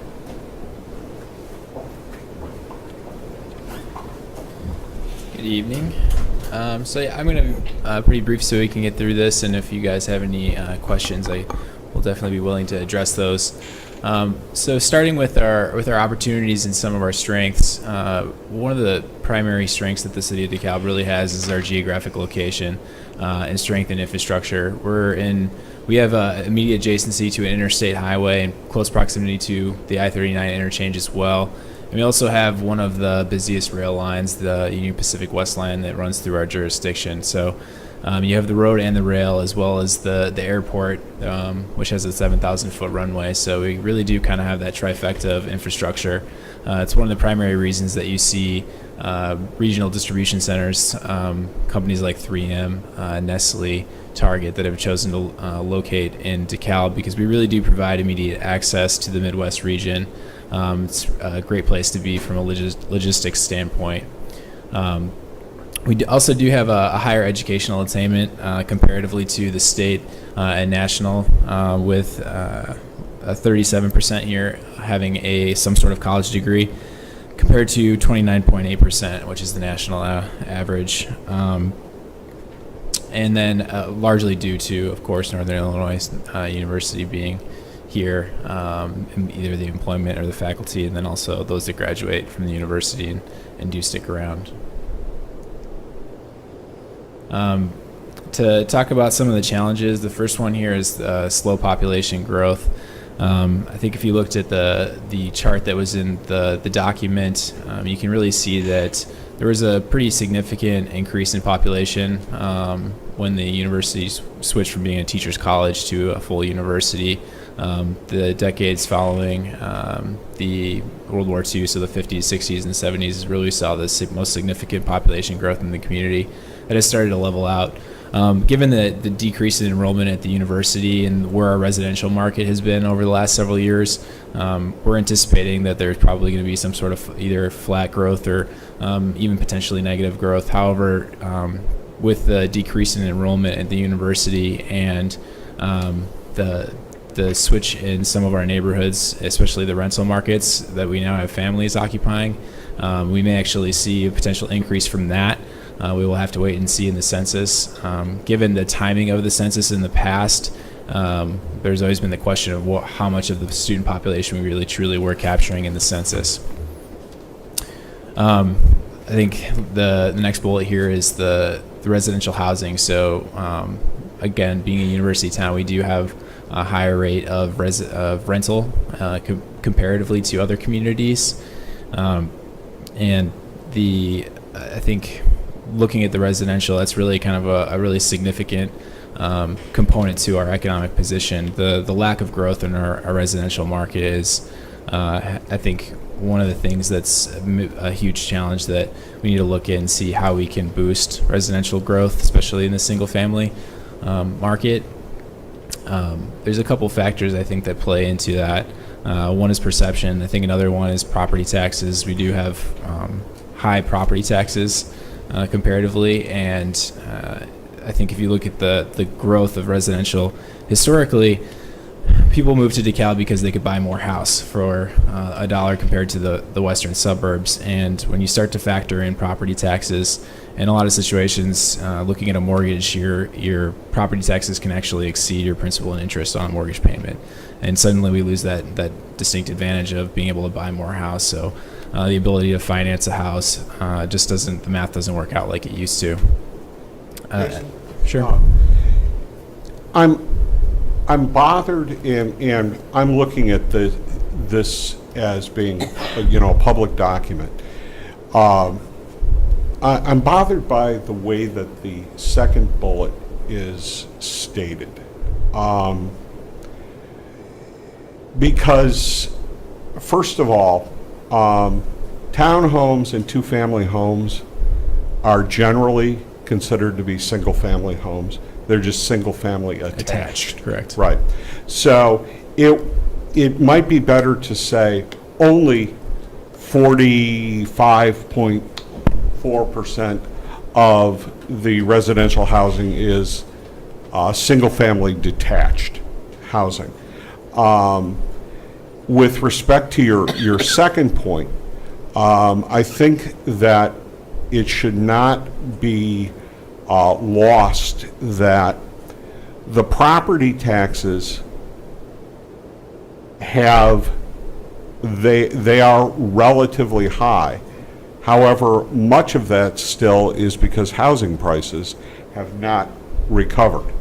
And if we got growth in housing prices, then as a percentage of market value, the property taxes wouldn't look so bad. In the recent past, property values have been going down and property taxes have been going up, but not, last year we had a reassessment year for the taxes that we're paying this year. And much to the surprise of many taxpayers who have said this to me, property taxes didn't go up by anywhere near as much. They were moderate increases in the property taxes, but a lot of it's housing value as opposed to just increasing property taxes. Absolutely. I think to build on what you said, if you do look at the housing market in 2008. The median sale price for a home was $171,000 comparatively to the median so far this year is about $131,000. So, looking between there, we really did bottom out in the 2012 to 2014 area where our median sale price was down around $100,000. So we're seeing a little bit of a rebound, but I think that value is kind of flattened out a little bit in the most recent years. Well, the national, and you can put whatever credence into them as you want. The national assessments of the DeKalb real estate market have shown, at least this summer, major bumps upward in the sales price of existing homes. So let's hope it continues. I think this year in the summer, yes, we did see a little bit of bump. This summer, actually, we had more sales take place year to date in 2017 than we have even going back to 2008. So in 2008, the number of closings that occurred was 388 compared to 2017 year to date, 429.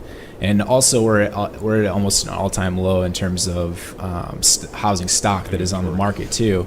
I think one of the challenges, if you look at the laws of supply and demand, the number of sales would indicate that there's demand in the market, but the stock is low, so we should be seeing an increase in prices. And just through conversations that I've had with some of the realtors in the community, I think there's two significant challenges that we're not really seeing that rebound in value. One being the age and the quality of what is available on the market, and the second is homes that are updated and that are placed on the market. They'll get multiple offers in a short period of time, in some cases over the asking value. However, due to regulatory changes with Dodd-Frank, if they can't assess out at that price for the offer, it brings that price down. So I think there's those two factors that are playing into somewhat pushing back on the housing values. Well, Dave, you're in the banking business, and I know that just in my experience a couple of years ago, DeKalb has been hurt by having appraisers assigned that do not know this market. Absolutely. And border, in my experience, and this is a strong statement, border on incompetent, because they don't know how to assess the uniqueness of some of the market characteristics here. But, so things are not assessing out at what things are not appraising out at what they should, and that's frustrating. I know it's frustrated some of the bankers who I've talked to, and so that's something that's pretty much out of our control, but it is something that's happening.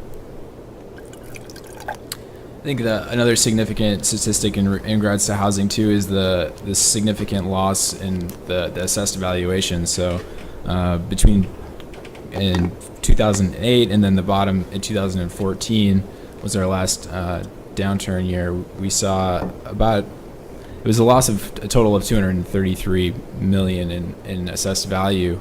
If you use that as an indicator of value, that's more than $700 million in lost real estate value in the community. 500 of that was in the residential market. We've seen gains in the last couple of years in our EAV for commercial and industrial, but we're not seeing it in residential. And you mentioned not appraising out. I think in the research that I've done too, I think to a certain degree they're not necessarily assessing out at accurate values either. I think if you look at the sale values that take place in both commercial and residential compared to where properties are being assessed at, there is a pretty significant gap in between those two values.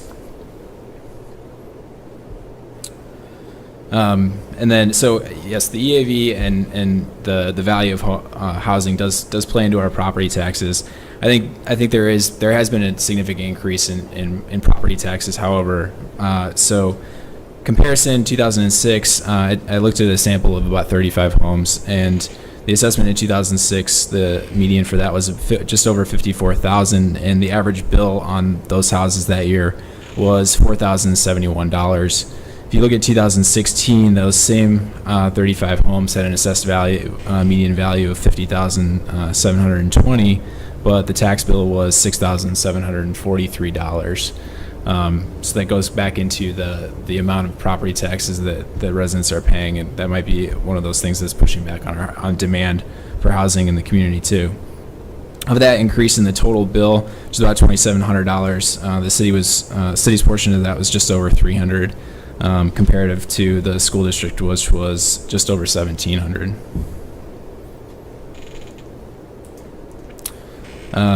So before I hand it over here, a couple other things that I wanted to talk about. I think looking into the future too, there's another significant thing that's on the horizon, which is what's going on in the trends in national retail. I think with the rise of Amazon and e-retail, it's had a significant impact on national retailers. This year, they're estimating right now that about 10,000 total stores, national retailers, are going to close this year. That's some economists are looking at that as kind of potentially the next bubble to burst. It would be the commercial real estate. Comparatively, the United States has 3 times more retail square footage per capita than the next highest market, which is Japan. So we did overbuild in the retail market in the United States, and I think that kind of goes into the sales tax and the city's reliance on sales tax. That looking into the future, those national retailers, unless there is some sort of online retail sales tax that's taken on nationally, if there's they call it e-fairness, if there's some legislation that's passed on collecting sales tax online that's distributed to the local level, that may help out. Until that happens, though, I think we need to, certainly members of the public and city need to be writing there to their elected officials and lobbying for that type of legislation. With that, I guess I'll turn it back over to Jeff, unless there's any other questions.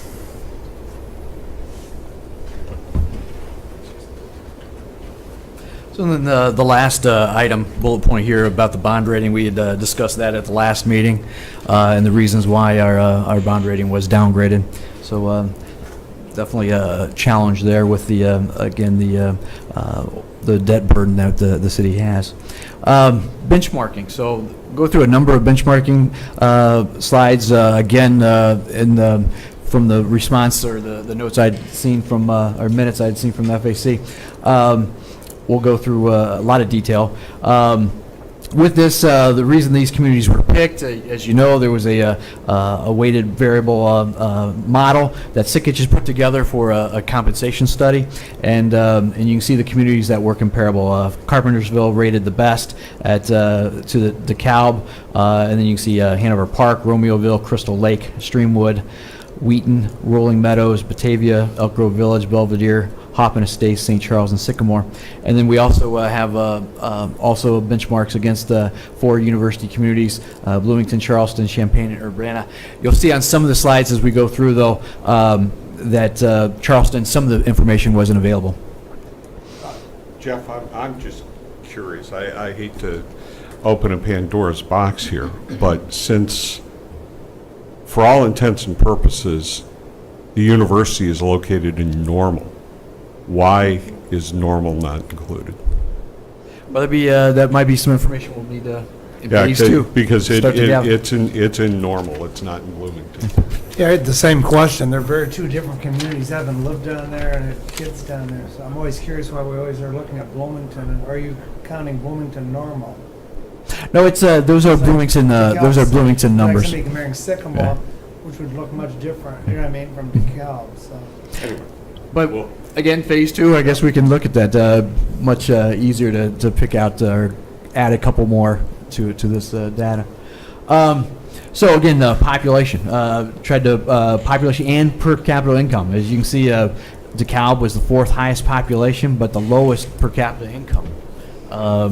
So that's telling. You can see that the per capita income at 19,000. that does include students, though. If you, well, let's go to universities. So again, universities population, 3rd highest, but again, we're still the lowest per capita. But Champaign or Urbana, real close to each other on that. So again, we're quite a bit lower. Full-time equivalent employees, 4th highest again in population, but we have 7th on the full-time employees. 10th if you count full-time employees per 1,000 of population. For the universities, again the same. We're toward the bottom as far as full-time employees, and then again for population for 1,000. General fund expenditures, 7th in general fund expenditures for comparable communities, but 10th on the expenditures per capita. Again, that's on the comparable communities. And then on the universities, again, we're general fund in the middle, a little bit closer to Urbana, and then on the per capita, close to Champaign and Urbana for expenditures per capita. And then revenues, we're 9th. Can you go back for a second? Sure, absolutely. And then again, Okay, so how did Charleston sneak in there? well, again, where we could get their information, either through the CAFR or through emails or direct communication, we put them in. But where they're not, we couldn't get it. So Okay. in the report, the detailed report, it'll have a note under the charts. Typically, the information was not available. Okay. The general fund revenues, again, 9th for revenues as far as the ranking, and then 11th per capita. And then the universities, very very similar again to Urbana as far as just the actual revenues as well as the per capita revenues. So very similar there. General fund revenues, just on the there are 13 comparable communities that have a home rule sales tax. So not all have a home rule sales tax. We, as DeKalb, we rely heavily on the home rule sales tax, as indicated by the 21%. We're on the DeKalb's on the far left, and at the bottom you can see the 21% in blue of our general fund revenues. And as Jason has said, that could be somewhat suspect because if there's a trend of retailers in retail space declining, that could be a challenge for the city in the future. Most communities rely on 10 to 15% for the home rule sales tax as you go across. And then also at 37%, if we're getting DeKalb's on the left, the top column or top gray area of 37%, that's property tax and other revenues, just some smaller revenues that are not sales tax related or utility tax related. We're less reliant on property tax and other revenues than comparable communities. With the university communities, again, 37%, we're less reliant on property tax and other revenues than many of the other communities, except for Champaign. But Champaign does have 50% of their revenue is for the general fund is sales tax, home rule sales tax, and state sales tax.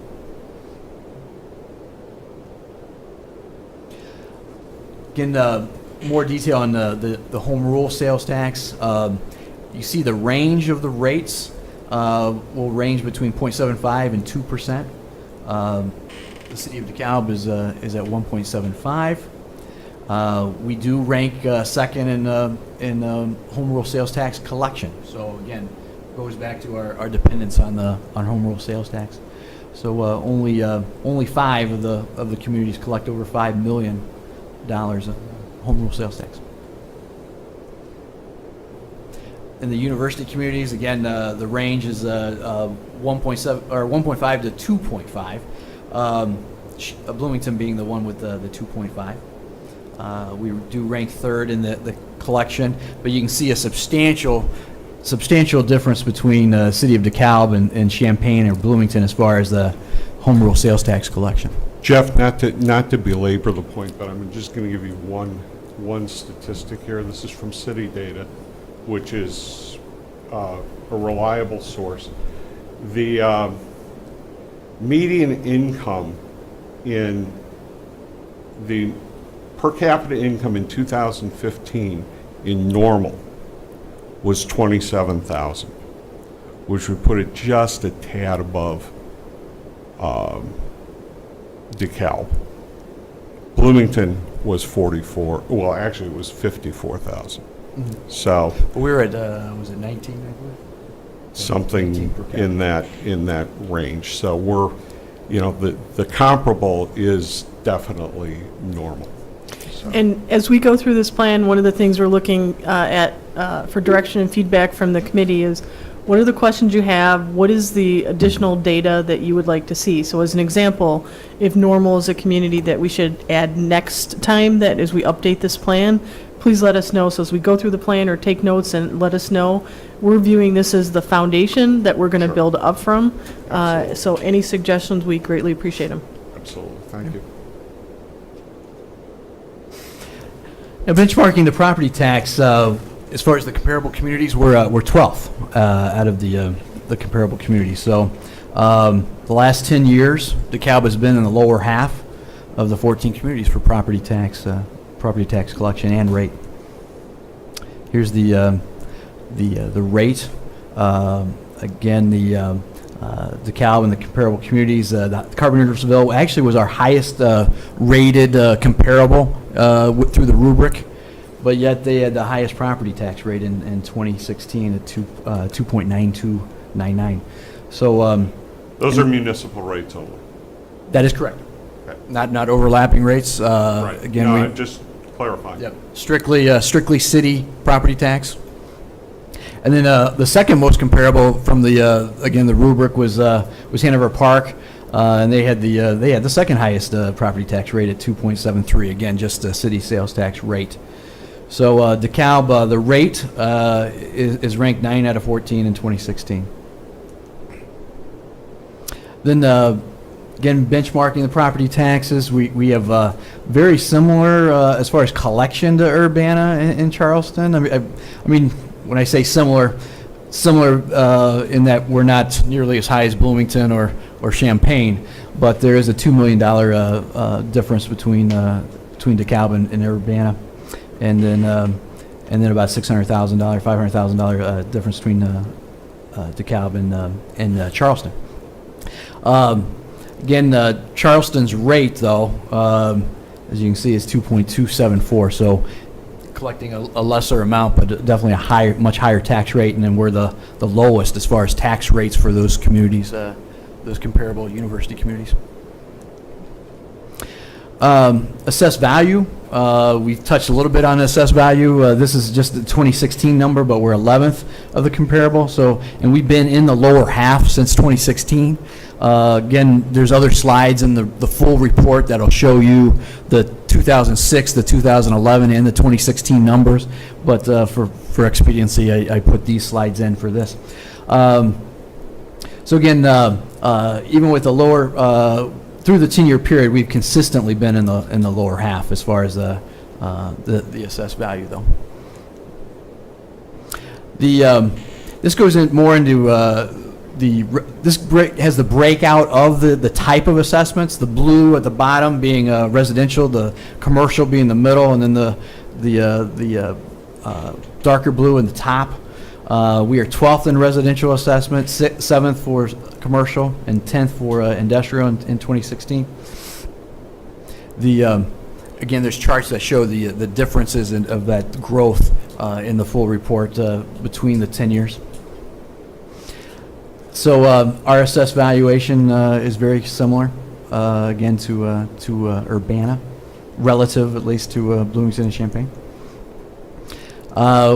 We rank last for taxable or assessed value of taxable residential and commercial property for the university communities. Second for industrial, though. So we have a little bit better. The bigger boxes or the industry that we have has helped. And this. Again, I'm going to go through these fairly quickly. We've already touched on pensions a lot, so I don't think I need to go through a lot of pension information again. But if you do look, I'm going to go through IMRF, police, and fire pensions. All comparable communities had fully funded IMRF pensions back in 2006. But in 16, the community's funding rates ranged between 80% and 89% for IMRF. Again, IMRF has the mechanism where they will, will collect the dollars. So the rates, again, all university communities had fully funded pensions again in 2006, but they had funding rates again between 80 and 86% in 2016. Moving unfunded liability. Again, we had some as far as liability. It's just grown substantially since 2016. DeKalb's is more than doubled on the IMRF. I know we didn't touch on IMRF earlier this evening, but the unfunded liability for many communities, though, increased between 400 and 600%. But still better funded in the 80% range than some of the other public safety pension funds.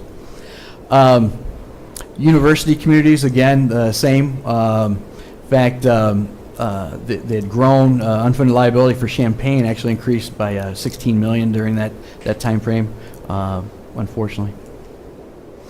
Police funds, again, like DeKalb, we were fully funded for police funds in 6 and or 11. Some communities were fully funded in 11, but by 2016.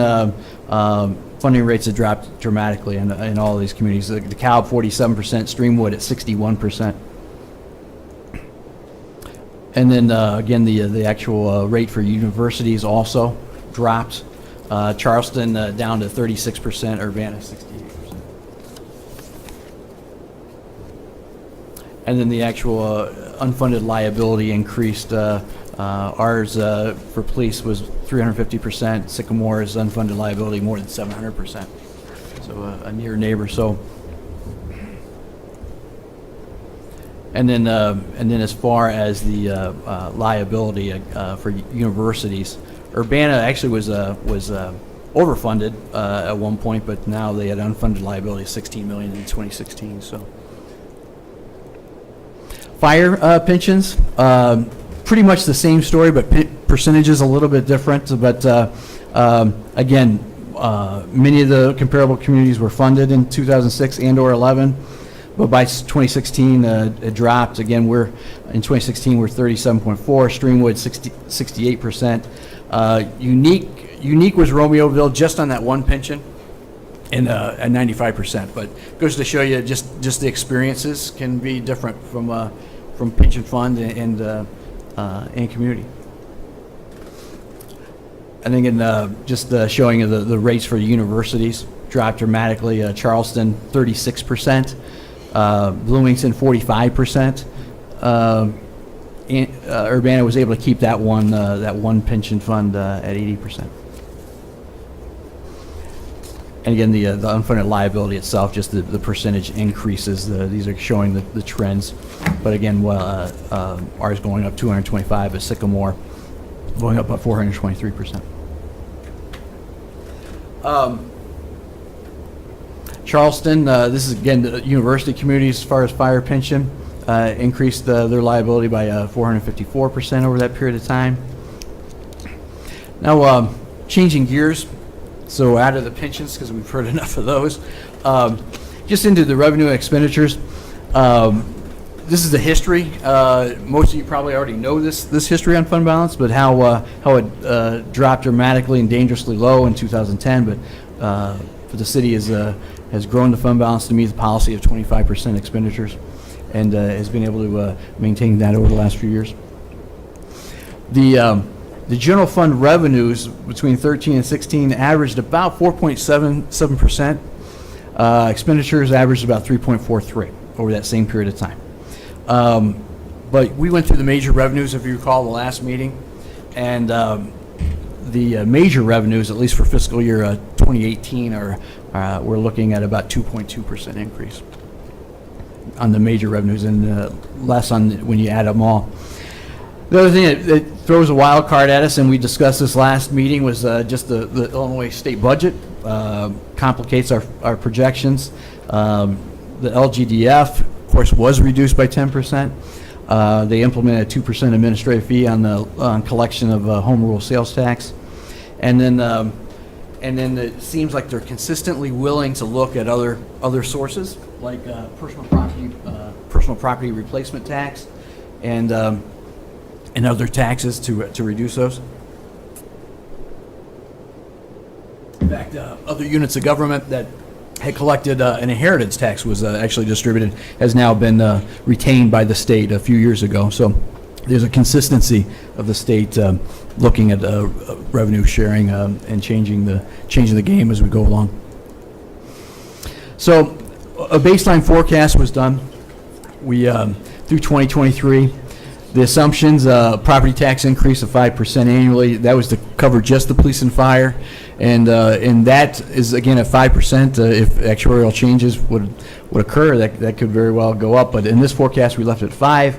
Sales and use taxes about at 2.5% to go along with what we had projected for 18, and then other revenues, the other revenues at 1.9, and some of those aren't quite at 1.9. So this is a, I won't say a very conservative, but at least a reasonable as far as the revenues. Expenditures by 3.5% annually, and that's what we had experienced over the last few years as an aggregate. And then the EAV having that grow by 2%. Now, obviously, we put that in to show what the impact on the tax rate would be, and if EAV goes up, then the tax rate would go down, so that would be a benefit. So what was the result? And unfortunately, just those base assumptions, we would eat through the fund balance within just by 2023. So, very concerning. And it doesn't take long when your revenues aren't matching with the expenditures. So, an alternate forecast was created to try to maintain the 25%. But what would had to change in those assumptions? And then with that, we kept again the property tax. For police and fire at 5%, but what would have to happen to those other sales taxes? So the sales taxes, we would have to count on 5% on sales and use. Those other smaller revenues by 2%, expenditures 3%, and then EAV again 2%. And what would that do?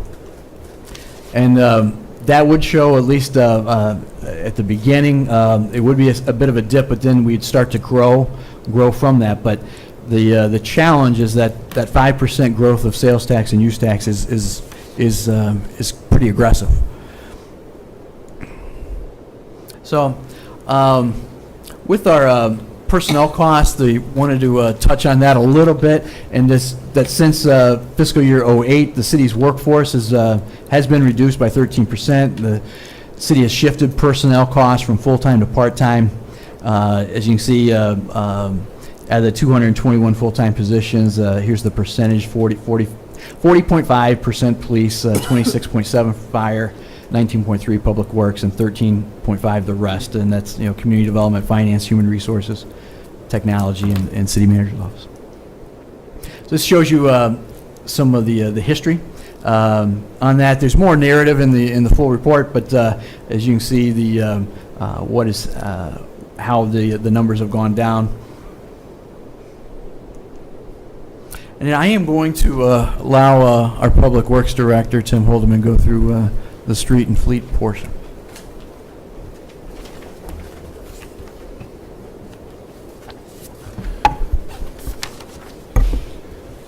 Thank you, Jeff. I'll go through the asset management plan for streets and fleet. I want to preface this by saying this is a preliminary plan, in that many of the ideas and judgments that were made as a part of this plan are subject for discussion and for ultimately to be changed.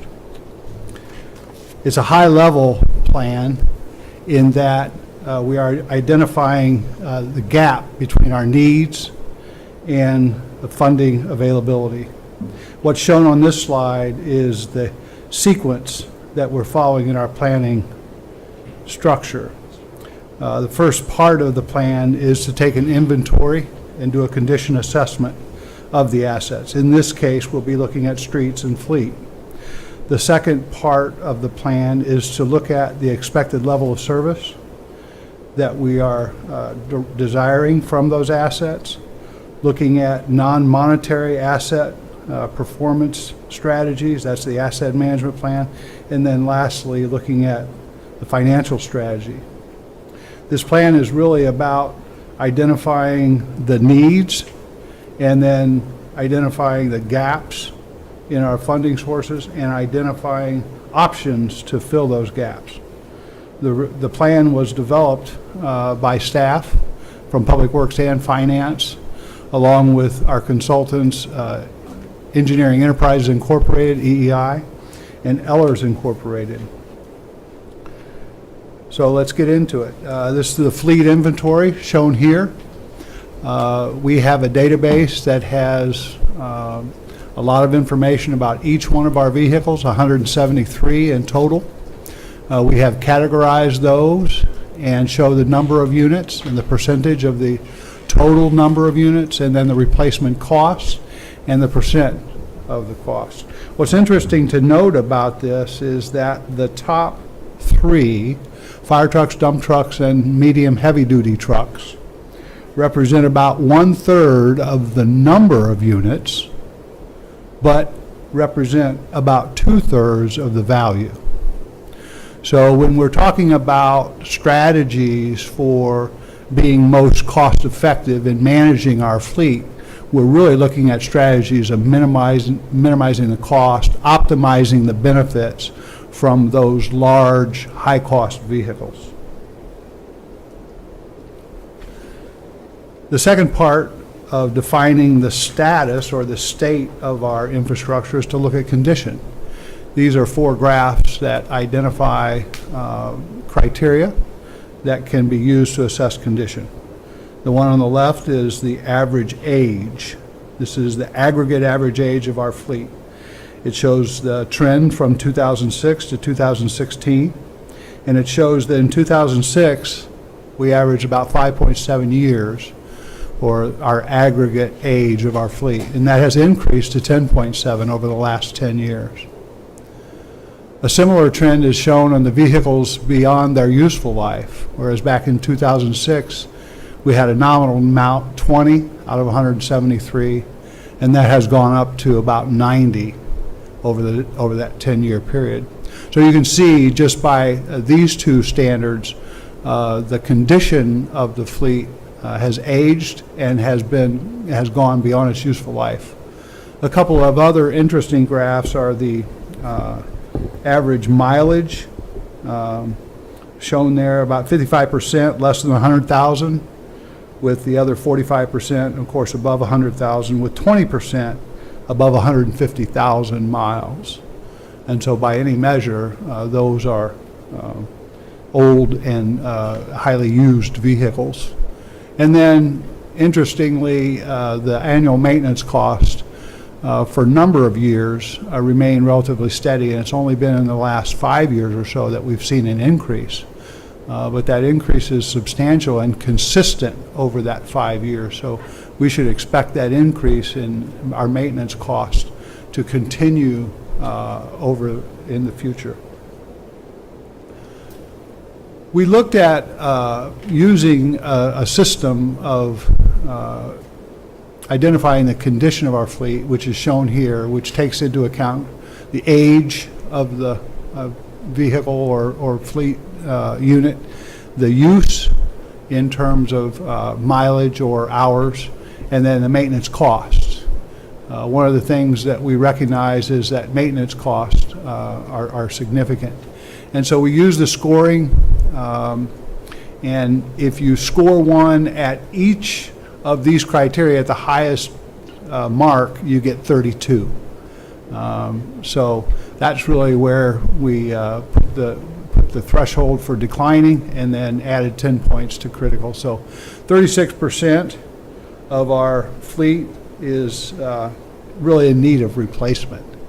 It's at a stage where the age, the mileage, and the costs are not very good. And so if we use that 36%, an overall value of our fleet of about $12 million, we have about a $4.3 million backlog in fleet replacement. Looking at how we got there and asking the question, is there a correlation between this declining condition and the amount that we've been funding? And the answer is there certainly is a correlation. And this is what shows that level of funding. The blue line is the actual purchases, and the red line was the budgeted amount for that year. And it's really the department's desire to replace the fleet as needed based on useful life was the criteria that was used for many years. And we see from 2002 to 2007, we averaged an investment of about $710,000. And we stayed pretty much up with the needs. Our purchases were pretty close to the needs. That $710,000 in today's dollars is about $860,000. And then our trend from 2008 to 2016 is about $300,000. That's the trend line for the blue, which is the actual purchases. So there's the correlation. We were spending about $860,000 a year in present worth dollars prior to 2008 when we saw the decline in the condition, and since then we've been spending about $300,000. So we know that's the $300,000 is certainly not sustainable.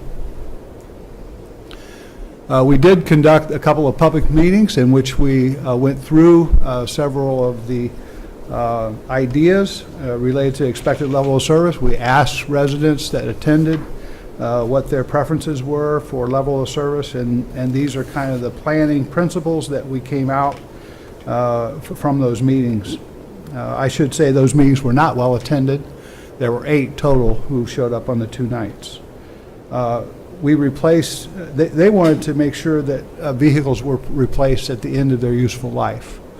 And that safety, reliability, and functionality were the primary concerns of how a vehicle was assessed. Of course, we have to take into account availability of funds, and they want us to consider maintenance costs in our decisions. And one benchmark for that would be never to have an annual maintenance cost that exceeds the current value of the vehicle. And we know we have several of those, mostly our dump trucks, where we're spending $10,000 and $20,000 a year to keep them on the road, and those are 15 years plus vehicles. Original purchase price in the $80,000 to $100,000 range, so their salvage value is much less than what we're spending to keep them on the road. We ask each department to identify their needs for a vehicle replacement, and we took those all together, and that's what you see here. The 5-year needs from all the departments, and this is primarily based on useful life, and that's why you see the 2018 number being almost $2.5 million. And then there was a couple of large cost items that were resolved in 2018, primarily with the fire department. And so that number then in 2019 went down, and then it kind of stabilizes. Overall, the average is about 1.65. We looked at what that would mean in terms of our future conditions. If we implemented that plan, what would that do to our average age in the number of years? And it's interesting that in all street, police, and fire, we would in 5 years or so be back to about where we were in 2006. So we also recognize that that level of investment was probably not realistic, and we asked that there be some refinement done on those replacement costs and pushing it back a little bit, foregoing some of the replacement. And certainly we have more room to go, more space to go between where we are now at 300,000 and where we are here at 1.4. But this was a first effort in terms of identifying what the need is. I would say that getting back to our 2006 levels, using this 1.4 average annual investment, we would be back in about 7 years instead of 5. So that is the fleet portion. I'll just go right into the street. Again, we're going to use the same format in terms of inventory and condition, and then looking at some of the funding, identifying the gaps, and then at the end we'll talk a little bit about the options. The inventory of our streets, we have 130 centerline miles of street. Most of those, 3/4 of those, are residential. And then the collector and arterials. Arterials making up about 17%, collectors being 8%. Most of our roads are hot mix asphalt. Chair Petal, we just dipped below the quorum level. Okay, let's wait a moment until we come back Yes. to quorum. Thank you. Yeah, we can, yeah, let's take a 5-minute recess.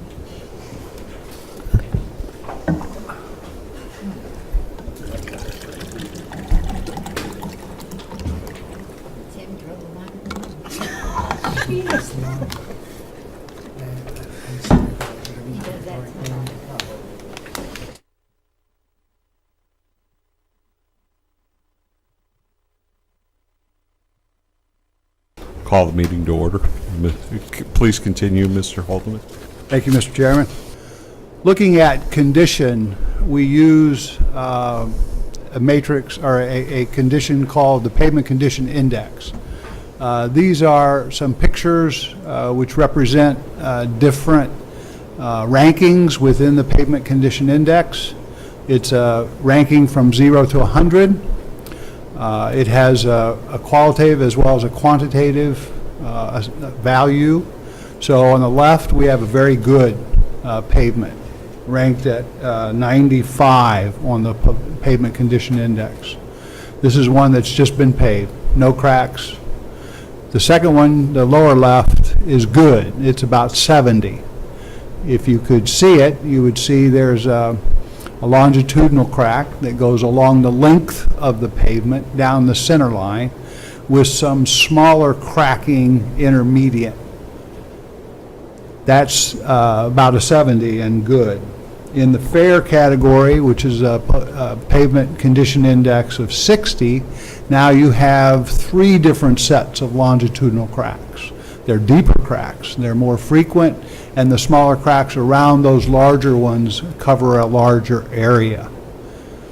This is a street where it's rated 60 is one that's a candidate for reconstruction. That is, that no longer is it sufficient just to take off the asphalt and put new asphalt, but you have to go all the way down to the base, putting a new asphalt from the base up. And then, of course, poor and very poor. We probably all know of streets that are in this condition. So when you rate pavement condition, what is the unit of analysis? Is it a block of street? Is it? Yes, the measured unit is a block, Okay. and it's done using laser Okay, no, technology. I just wondered, Yeah. it's a block. Yeah, it's a block. All right, Yeah. fine. And so best practice for pavement management is to have the streets assessed every 2 or 3 years. We began in 2013 doing this technical pavement condition index. You can actually do this according to standards with a clipboard and just observing it. But now we have technology using lasers that a vendor can come in and do and perform this pavement condition index survey over the entire city for about $45,000. And we do that about every 2 to 3 years. In fact, we have money earmarked for 2018 to redo the study. And you want to redo it every 2 or 3 years. So we have all of our streets ranked, and we have that data in a database that includes a lot of detail. It's GIS referenced, so we can make maps, and we can parse the data out as is shown here. So this is kind of a general pavement condition index score for the city of DeKalb's streets. We kind of demark that good to fair, or 70 and above and 70 and below, as really the 70 and below being the critical. Those are streets that are looking at being reconstructed instead of just paved over. It's about 20% of our streets, 130 miles, that's about 26 miles, represents about $15 to $20 million of investment. So similar to the backlog that we had in Fleet of 4.3 million, we probably have a backlog of street maintenance of in the $15 to $20 million range. So is there a correlation to the amount of funding and the backlog? And there is. We've funded our streets, our street maintenance program, at an average of about $860,000 over the last 25 years. Back in 1994, we were spending about $1 million. In today's dollars, that's about 1.65. But I would submit that it was insufficient because we have such a high backlog that has accumulated over that time that we were not sustainable at that 1.65. Realistically, we've been only spending an average of somewhere in the 300, 400,000 range that was not geographically limited. That's correct. So the TIF money is being used for about $1 million in TIF. So that's geographically constrained to about 20% of our roads.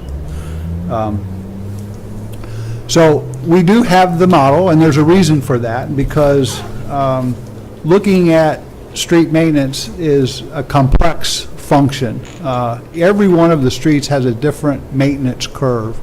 We show kind of a typical curve here where we show rank as it changes over time. You see that over the first 5 or 7 years, there's a significant decline. So we're going from no cracks at all to that longitudinal crack down the middle and maybe some other cracking. At that time, when that's happening, it's most effective to do crack sealing. If you do crack sealing at that time and you begin to prevent the moisture from getting down into the asphalt, you'll really extend the life. We're not doing very much crack sealing now.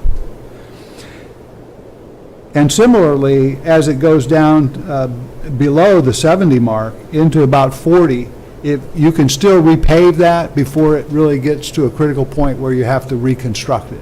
So the idea for a pavement management program is to stay on top of it and do the least expensive maintenance on a timely basis, and thereby reducing the overall cost of effective pavement management. So we have that software, and we use that software to develop several rehabilitation strategies. I don't want to go into it in detail, but we developed different multi-year plans that prioritize how the money would be spent based on needs. We also, similarly to the fleet, talk to our residents about expected level of service, and here were some of the ideas. We are currently at 78 in our pavement condition index. People thought that we should be at about 75 to 80 based on that chart that I showed before. They thought that 75 to 80 was a good number. No more than 10% should be less than 60 in that really critical range. We have about 8% now, so we're meeting that. They want to prioritize arterials and collectors ahead of residential streets. And they think that our program, our maintenance program, should have a significant impact in 5 years or less. So with that kind of expectation, we went to the model and developed several scenarios. And this table summarizes those scenarios, those maintenance scenarios with the resulting average expenditures. So we have numbered scenarios 1 through 8 with a brief description, the average annual street maintenance cost, the pavement condition index after 5 years, and the pavement condition index after 10 years. So on the top one, our objective was to maintain the rank of 78. It cost $7 million to do that. We could only do it for the first 5 years. The second 5 years, the model really was not robust enough to continue on. It's really a 5-year model. You can kind of trick it into using the last year as the first year for the next set of 5 years, but it's not as robust. And so there is some question about that second set of data. So the engineers tell me. And some of that is because some of those streets would have to be reconstructed. So to maintain the 78 over a 10-year period would be significantly more than $7 million. It'd be more like $13 million, because including the reconstruction. So the second scenario is maintain the rank at 70. Again, we were able to accomplish that out into the 10 years. It got to 76 after the 5 years, and the cost was about the same. And you see 78, 76. I mean, we don't want to get too particular on the numbers here. They're not exact. This is for planning purposes. We also looked at increasing the rank to 70. We were able to get it up to 69 after 5 years, but again, the model's not very stable after that. Maintaining the current spending amount, 1.4. We're at about 1.3. So this is an approximation. And Of which $1 million is TIF. yes, yes. And we were able to, and with that scenario, we go from 78 to 70 and then down to 59. So a significant decrease, not sustainable. Resurface the entire system over 20 years. This is one in which just take a kind of a layman's approach and say, let's do every street every 20 years, 5% a year, what's the cost? And that's a 3.8 million. We have some degradation to 72, and then in the 10 years, 63. But it's a good start. Double the amount in the scenario number 5 in year 1, so kind of front load it if you want to do bonding or something, and then the rest in the future 19. That improves a little bit. and then maintain the rank at 65, that's for the 10-year, and then spend 2.5. So you get a full range of options there, and then we show that graphically, where the red line is the results after 5 years. So you can see the 1.4 million and 70 on the far left, and then the 7.1 million or so, and the 78. So the amount of investment is directly related to the pavement condition that you should expect in the future. And then you see that the second 5 years, the 10 years, represented by the blue numbers. A couple of the scenarios in detail. Number 4, which is shown here, that's the left, that's that 1.4 million.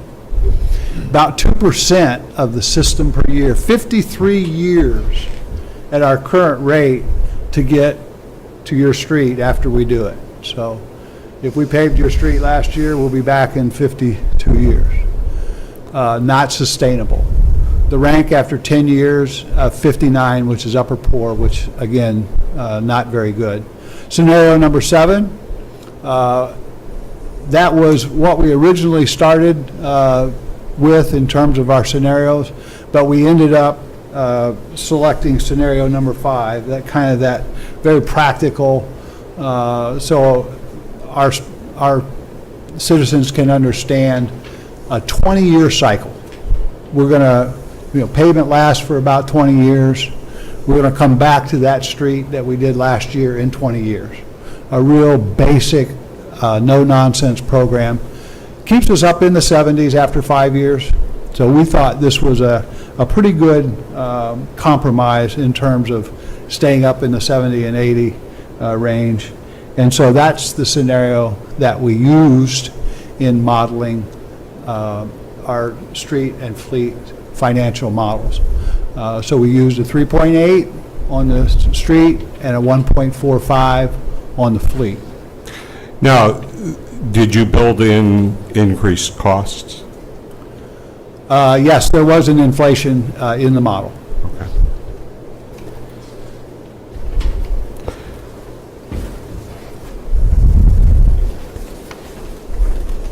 It was part of the plan also has a lot of detail on intergovernmental agreements and revenue sharing. It's in the again in the plan. The city has had a number of revenue sharing or intergovernmental agreements with either the county or the city of Sycamore. The intention of those revenue sharing agreements were economic development projects or provide infrastructure. There was a boundary agreement with Sycamore, again, to enhance economic development cooperation through the revenue sharing. And then there's a synopsis of each of those agreements in the back section of the report.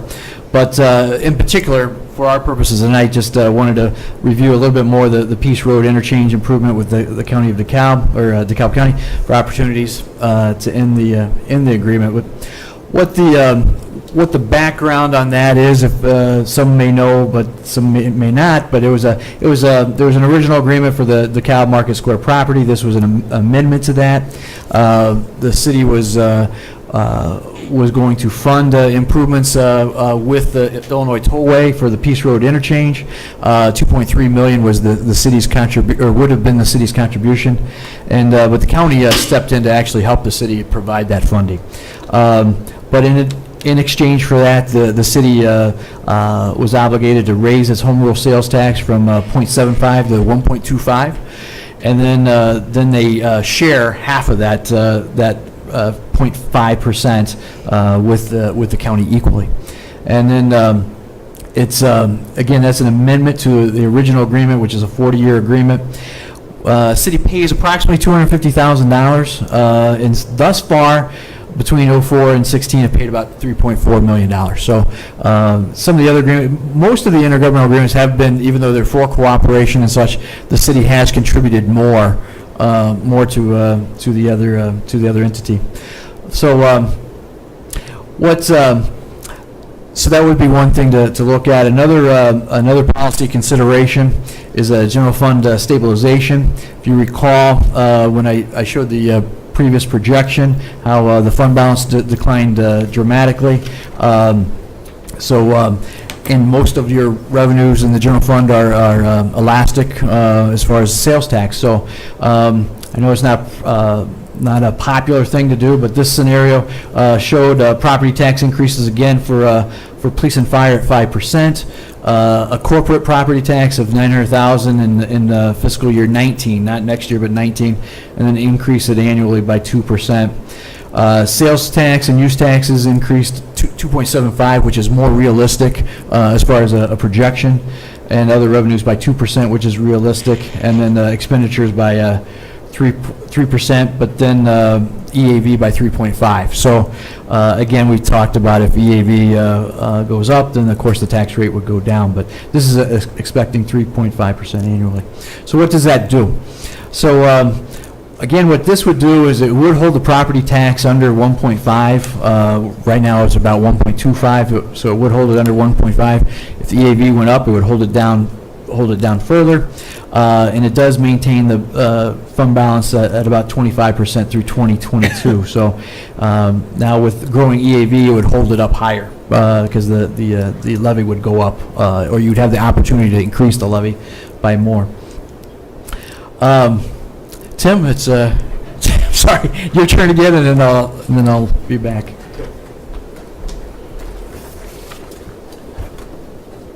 Thank you, Jeff. So the a financial model was developed by our consultant, Ehlers Incorporated. And that model includes a general fund and our capital funds. And that model was used to look at the impacts of various funding scenarios to fund the gap. This first slide shows the gap. So the red bars represent the existing funding source. And the blue area represents the total capital projects as we just described, including the street and fleet. So we have about a $5.4 million shortfall on average. So the idea is, how are we going to make up that gap if we want to fund streets and fleets at the level that we've shown here? Again, remember that this is a preliminary first go-through so that we can understand together what the tools are that we can use to evaluate different funding options. We can plug any number we want in here. This is a first start and a demonstration of the power of this tool and how it can be used. So one of the options is to increase the local gas tax. If we did that, we could generate $360,000 per year. The pros on that is that the drivers pay for the streets that they're driving on. The cons is that it's a tax increase, and the revenue doesn't really cover the cost over time. Option number 2 is a vehicle sticker. We're looking at about 20,000 vehicles at $50 a year for $1 million per year. A real basic calculation there would take into account that we have about 15,000 households, and there's about 1.4 cars per household. What is the source of the claim that it's increasingly common in Illinois communities? What is the source of that claim? That really bugs me, because it's not true. Yeah, okay. So What's the source of the claim? That's Ehlers. As a municipal advisor to this part of the state, that they are seeing these trends. I have yet to see a municipality establish one, and I've seen many get rid of them. With all due respect, Chairman, when they said this and they talked about it, we did our research, and we see several communities. The next time, Absolutely. I want names, and I also want names of the ones that have gotten rid of them. Will do, sir. Okay, thank you. The third option is to look at, Sorry. oh, that's okay. And I would also like you to check all of the college towns and see if any of them have a vehicle sticker that is not associated with a neighborhood. Will do. Thank you. Option number 3 is, takes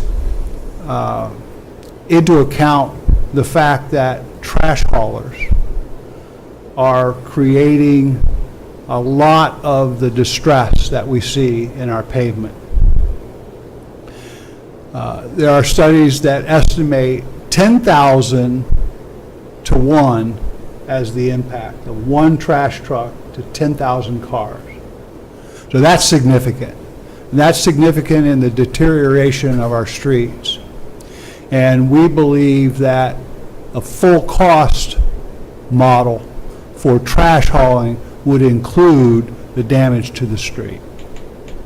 And that those receiving the benefit of that trash hauling, i.e. our residents, should pay for the full cost of that service.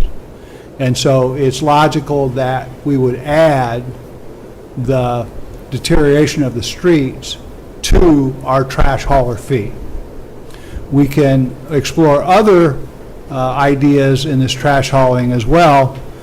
Currently, we have 5 or 6 vendors that are hauling commercial trash in the city. There's no doubt that those trucks are traveling over the same streets to get to neighboring businesses. If we limited the number of trash haulers, we would limit the number of times those trash trucks are traversing those streets. As we sit at the threshold of a contract expiration for our current trash hauler, we are looking at options not only to increase the fee to our customers, but also creative ways of including the commercial accounts, which we currently allow independent contractors to take care of. They're not part of the city contract. So this is something that we'll be looking at in the near future. So taking those 3 options and adding them together represent the green bars on this graph, and you can see that we're still have a gap. The gap is 3.4 million. And so we looked at sales tax. And we look at sales tax with a twist. And the twist is that we're going to rebate the estimated amount that our residents would spend with that new sales tax. So if an average resident spent $4,500 a year that would be applicable to this tax, 1% of that would be $45. So applying this tax of 1% to the sales tax and then rebating our residents would result in a significant amount of revenue.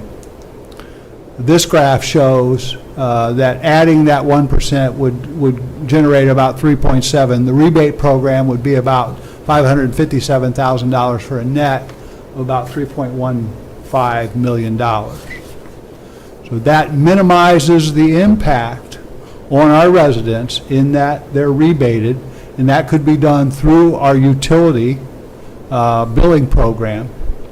So it would minimize the administrative fees associated with that. But it would put the burden on those that are coming into our community and using our roads as it should be. Now, the City Council brought up the idea about the detriment to local businesses in having a 9% sales tax as opposed to our current 8%. That was the primary concern that was voiced, and how that would impact DeKalb as a competitive place to purchase. Would people go to Sycamore just to avoid that 1% sales tax? So adding all those together, Ehlers looked at what the result would be, and they recommended that if we were going to use that sales tax, that we use it to support a bond, an every other year bond. And that's what's shown in this graph. so that every other year you go out for bonds, and then the subsequent year you're using that bonds to pay for the current year and the next year, and go that way, issuing a bond every other year. However, in their conversations with Moody's, and in light of our recent downgrade, they came back and recommended against this, at least for the next 2 years, that we need to have a history of another revenue source to support such a strategy, a bond strategy, and that we should do, if we were going to implement these revenue producing ideas, that we would have a pay-as-you-go program for 18 and 19, and then not bond until 20. And there were some of the details of when our bonds expire would kind of loosen that up, so that they would recommend that we waited until 2020 to issue any bonds. And if we did that, that would impact the availability of money to purchase new fleet and to invest in our streets.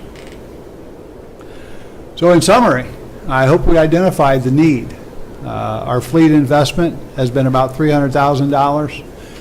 We're looking at about 1.4 near term to get us on a trend that is towards sustainability. Street investment over the last 25 years has been about $860,000 per year. We need to be doing way more than that.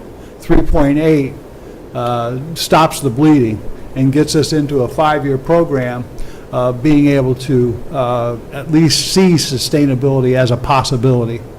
And we recognize that funding is an issue. We knew this from the outset. That's why we said this is preliminary. We want feedback. We want to hear the community. We heard council, we heard the community talk there. We want to hear from the Finance Advisory Committee and talking about those options, the good and the bad. So with that, I'll turn it back over to Jeff. Wrap us up.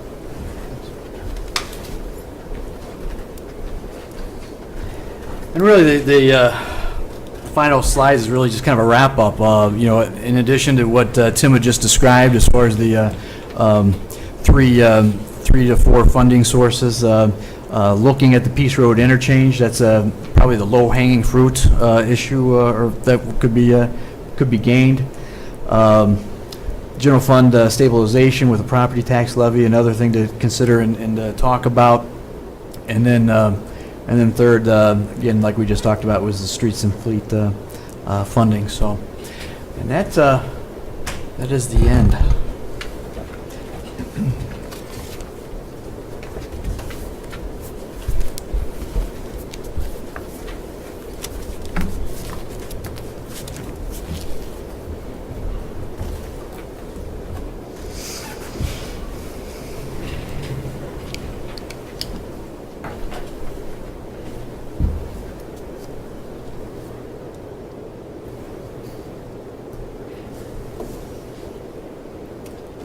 Next agenda, which is the water. We can go on to just any initial feedback or suggestions or comments right now on the plan, or you want to absorb it and then come back at a later meeting on it? Okay, I've been at this too long. So there was nothing new. I mean, we've heard this for several years, that we need about $1.4, $1.5 million over a sustained period of time for the fleet, and we need somewhere around $4 to $7 million a year for the streets. And simply as a community, we have not had the will to make that decision to do it. Because there's absolutely no way that you can do either of those things without revenue enhancements, which may include tax increases, which there has not been a propensity to even consider. So. A couple things, and I don't know how long we're going to belabor this whole conversation this evening, given the amount of data and the amount of presentation. I was hoping for a greater amount of time to discuss and get into, but I think the meeting schedules that we need to have to really do this justice needs to be a substantial number of meetings between now and, say, the end of November.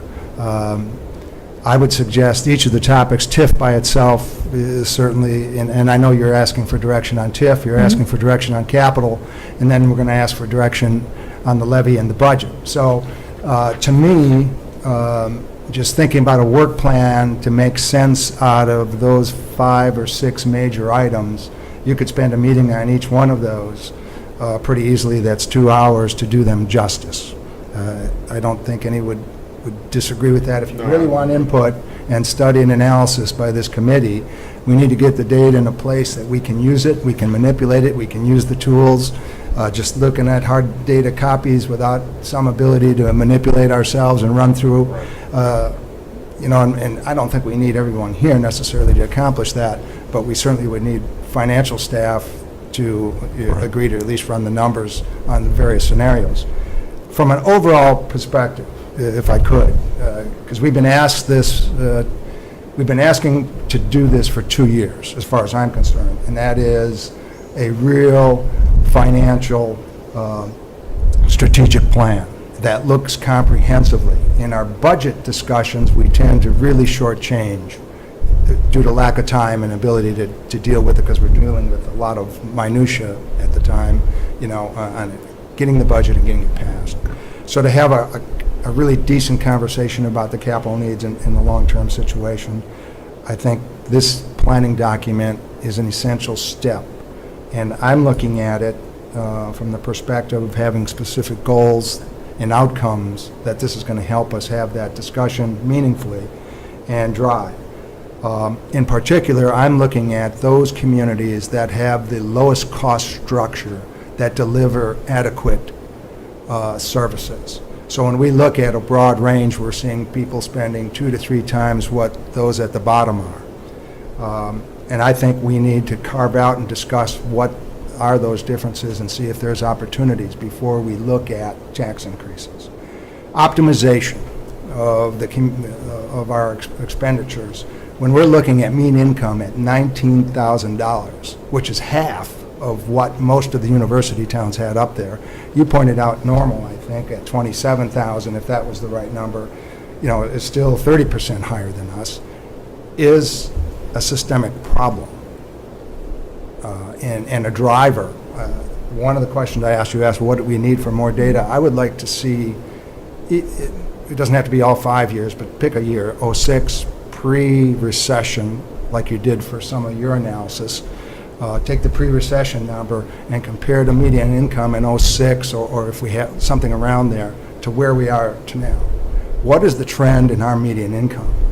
And if it's declined that substantially, if we were at 27 or something closer to normal, it's disturbing. And from a cost perspective, a lot of the ratios we're looking at in here are per capita. I started to take it and say, what about the ratios per mean income? And that's a completely different mindset for the city staff and the city council to examine. What is the ratio between our expenditures, our head counts, and our mean incomes? And we need to be able to at least reflect what that reality is. And that we need to deal with that, yes, but at least as we expect higher taxes to drive us to an answer, I was struck by the write-up, which indicated that in the management overview and the economic picture, that one of the reasons that was quoted in the write-up, leading reason for leaving the city, is high property tax. And yet we're talking about substantially, depending on what range of numbers you want to pick, including that corporate tax, 20 to 40% more on pension obligations. We could be looking at, pick a number, 40% increase from our current 4.9 million. To get to the numbers that you're talking about, corporate's $1 million. We talked about $500,000 for pensions at a minimum, and without changing to the really low end assumptions.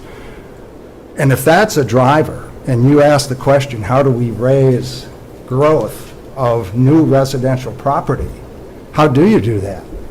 I guess the question I would ask is, what low-income community has successfully driven quality residential growth in single-family housing?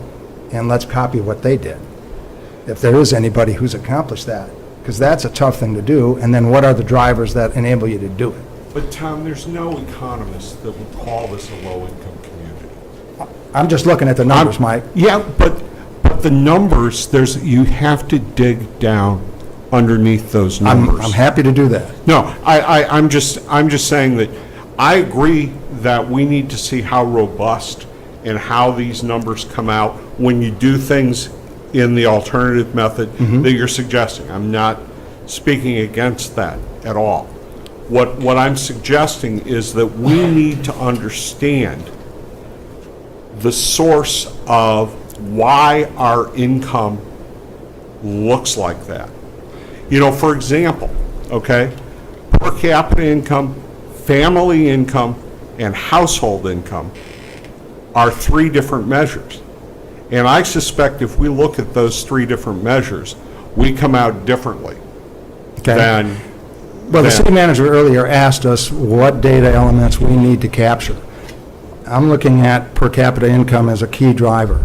If there's a better ratio than that, I'm fine with that. You know, let's produce it and look at it for those university communities, because even on a per capita basis, with the student counts, they're twice as high as we are. But do you understand that the demographics of the student body at Northern are different than the demographics at the University of Illinois? Understand. Okay, so that can have a factor. Right. Okay. I agree. But the reality of that is, those are the students we have, that's the income they have, and that's the money they have available to spend in our community. So we asked the question, why aren't our sales tax revenues growing in the budget process? We asked that over numerous times, and we said we shouldn't add any staff unless we grow over 3%, and this proves it to me. You know, the first presentation Jeff made is a structural deficit over 5 years that drives the general fund balance to zero. No disagreement. Right? And that's reality. That is true. And that's at current spending rates. We've got to look at alternatives to that, and I'm interested in using this tool before we get to the budget, as a driver to look at communities that are doing things at a lower cost basis than we currently are, because the alternatives that we're seeing here are significant. And if they're already a driver to people leaving the community, I'm concerned about what this says if we can't find a better way. So if I could just jump in, and when I asked the committee for suggestions, what I wasn't clear in stating is for when we continue to revise the document, to be able to add additional and get the data, analyze the data is not going to be feasible within the time frame of what's going to happen in the next 2 months with the budget. So just to be clear, we would do this for our next go-around and continue to build the foundation. And also, and Tom, I know that you agree with this because you've pushed this along with many other members of the committee and the council. Okay, there's a link between quality of services and what you're paying for the services. People do not mind paying for high quality services, and right now we have a disconnect, at least in a perception way, that people are paying high property taxes for less than the high-quality services they could get for the same price in another community. And that's not just a city issue by any means, but you know, when you go down the street, you know, in front of my house, just in the last 10 days, there was a sinkhole. Okay, and it got repaired, but you know, the point is that when you have a catastrophic failure of some of our infrastructure, which is possible, I don't care how low your taxes are. The bottom line is somebody's not getting their water, their sewer, or their roads. And so, you have to balance out what you're getting for the price that we're asking people to pay. And right now, we know that the price that we're asking people to pay is a pretty darn high price compared to other communities.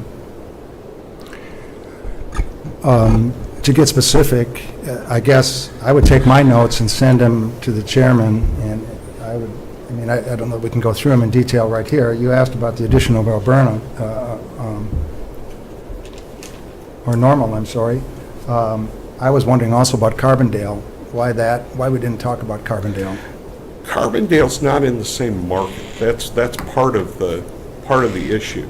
When Urbana-Champaign and Bloomington, you can argue that they're roughly in the same market. If you want to add Carbondale, I'm certainly not going to oppose that. But that's in the St. Louis metro area, and so the influences on Carbondale are, and Charleston for that matter, are going to be a little bit different than they are up here.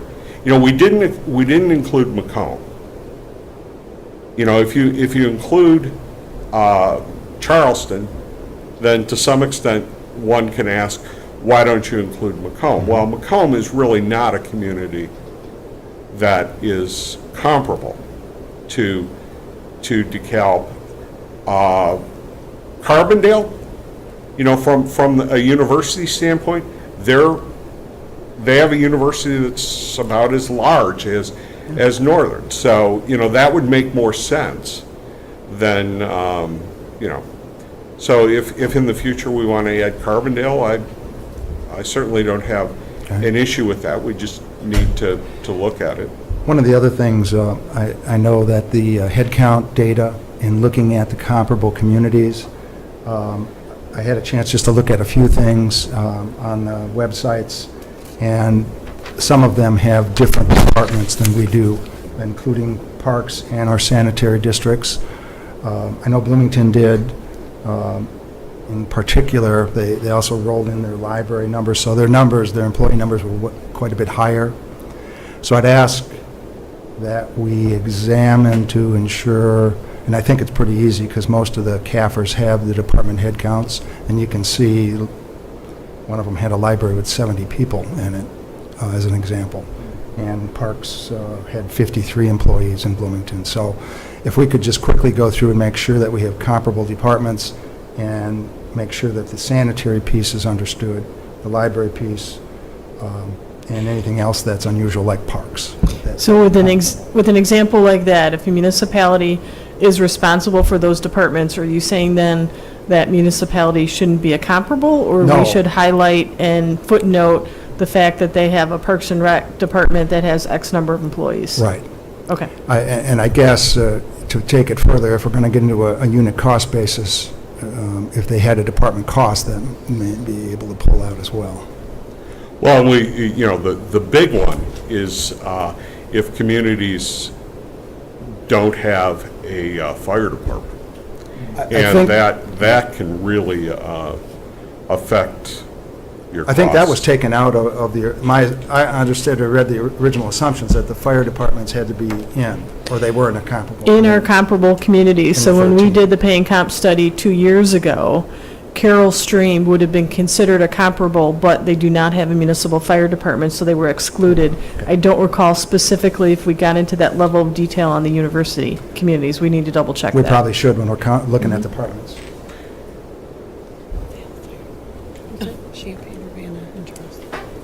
All right, let's move on. I think I'm going to check on the sense of the committee. But in looking at item number 7, I'm satisfied with the information provided from the staff, and Tom, you're the one that I certainly want to hear from on this, that they have accounted for the capital funds. Quickly, I looked at it too. It looked like we were getting the incremental pieces on a monthly basis, right? They're flowing in. The question I sent back to Jeff was regarding the rollover of the current capital portion of the fund balance getting in there, right? And our policy adoption was that we were going to do that. Correct. And then we were going to run all capital purchases through that capital account. Correct. So I think that, what was the rollover number going to be? $1.5 million or something like that? right? 1.9 million. 1.9 million, so Yeah. that's going to roll in there. Yeah, and it's done on a 1/12 basis, so every month, 1/12 of that amount is transferred, so it's going now, this year. Okay, and that's in addition to the revenue piece? Yes, in addition to the increased revenue. Okay, so by the end of the period, so when we look at the end of this year, come December 31, we should see a full balance, which should be $2.5 million or something like that. Okay. Well, then there's expenditures that do come out of that. Yes. That fund. Yes. Thank you. All right. The city as I understand it, the city manager and I are going to work on a budget schedule, and that will include meetings of the Finance Advisory Committee to follow up on tonight's meeting. Do people, I don't know how possible this will be, but do people have objections to meeting more than once a week if we need to? I don't. I don't either. Okay, the first thing we'll try to do is schedule a more frequent meeting, and then if we need to hold some in reserve, hold some days in reserve, then we can do that. And then we'll also need to talk about what we're going to do in terms of the interactions with the city council to meet all the required deadlines in the budget process. So, as I understand it, the letters have gone out to the departments for the first step in budget preparation. The draft budgets by the departments have been submitted, and we Okay. are starting our budgetary meetings with departments next week. Okay, so, we'll work on getting a set of dates that we can run past the committee sooner rather than later of future meetings. And we are now in the budget process. So this is, for those that have been around a little while, this is like March, April, May, June used to be. Except we've got a couple of holidays in there. So we'll work through that. Yes, Tom? Thank you. Just one question, clarification. The five-year forecast tool, I think Mr. Holdeman mentioned that they have a tool from Ellers that they used as a five-year forecasting tool. And the forecasting tool we've used in the past has been pretty much an Excel thing based off the budget and extrapolated. Is that what we're using? Is that what you used? Using the model that Ellers had put together. Oh, you're using Ellers as well, okay. So that's the tool that's going to probably be used? Okay. It'd be good to see that document at our next meeting, because you must have prepared it to get it, right? So, the detail. Okay, other items? All right, we will confirm as soon as possible the next meeting date and time. That's the first step, and we'll also try to provide a proposed schedule. And what I might suggest is that we come up with a proposed schedule, and then the manager works with the city council to determine which of those dates might be joint meetings. That might be easier to schedule ourselves out for a lot of meetings, and then the manager can work with the council to see which of those would become joint meetings, rather than having to go back and forth. That sound reasonable? Okay. Do I have a motion to adjourn? So move. Okay. Non-debatable motion, all in favor, say aye. Aye. Thank you.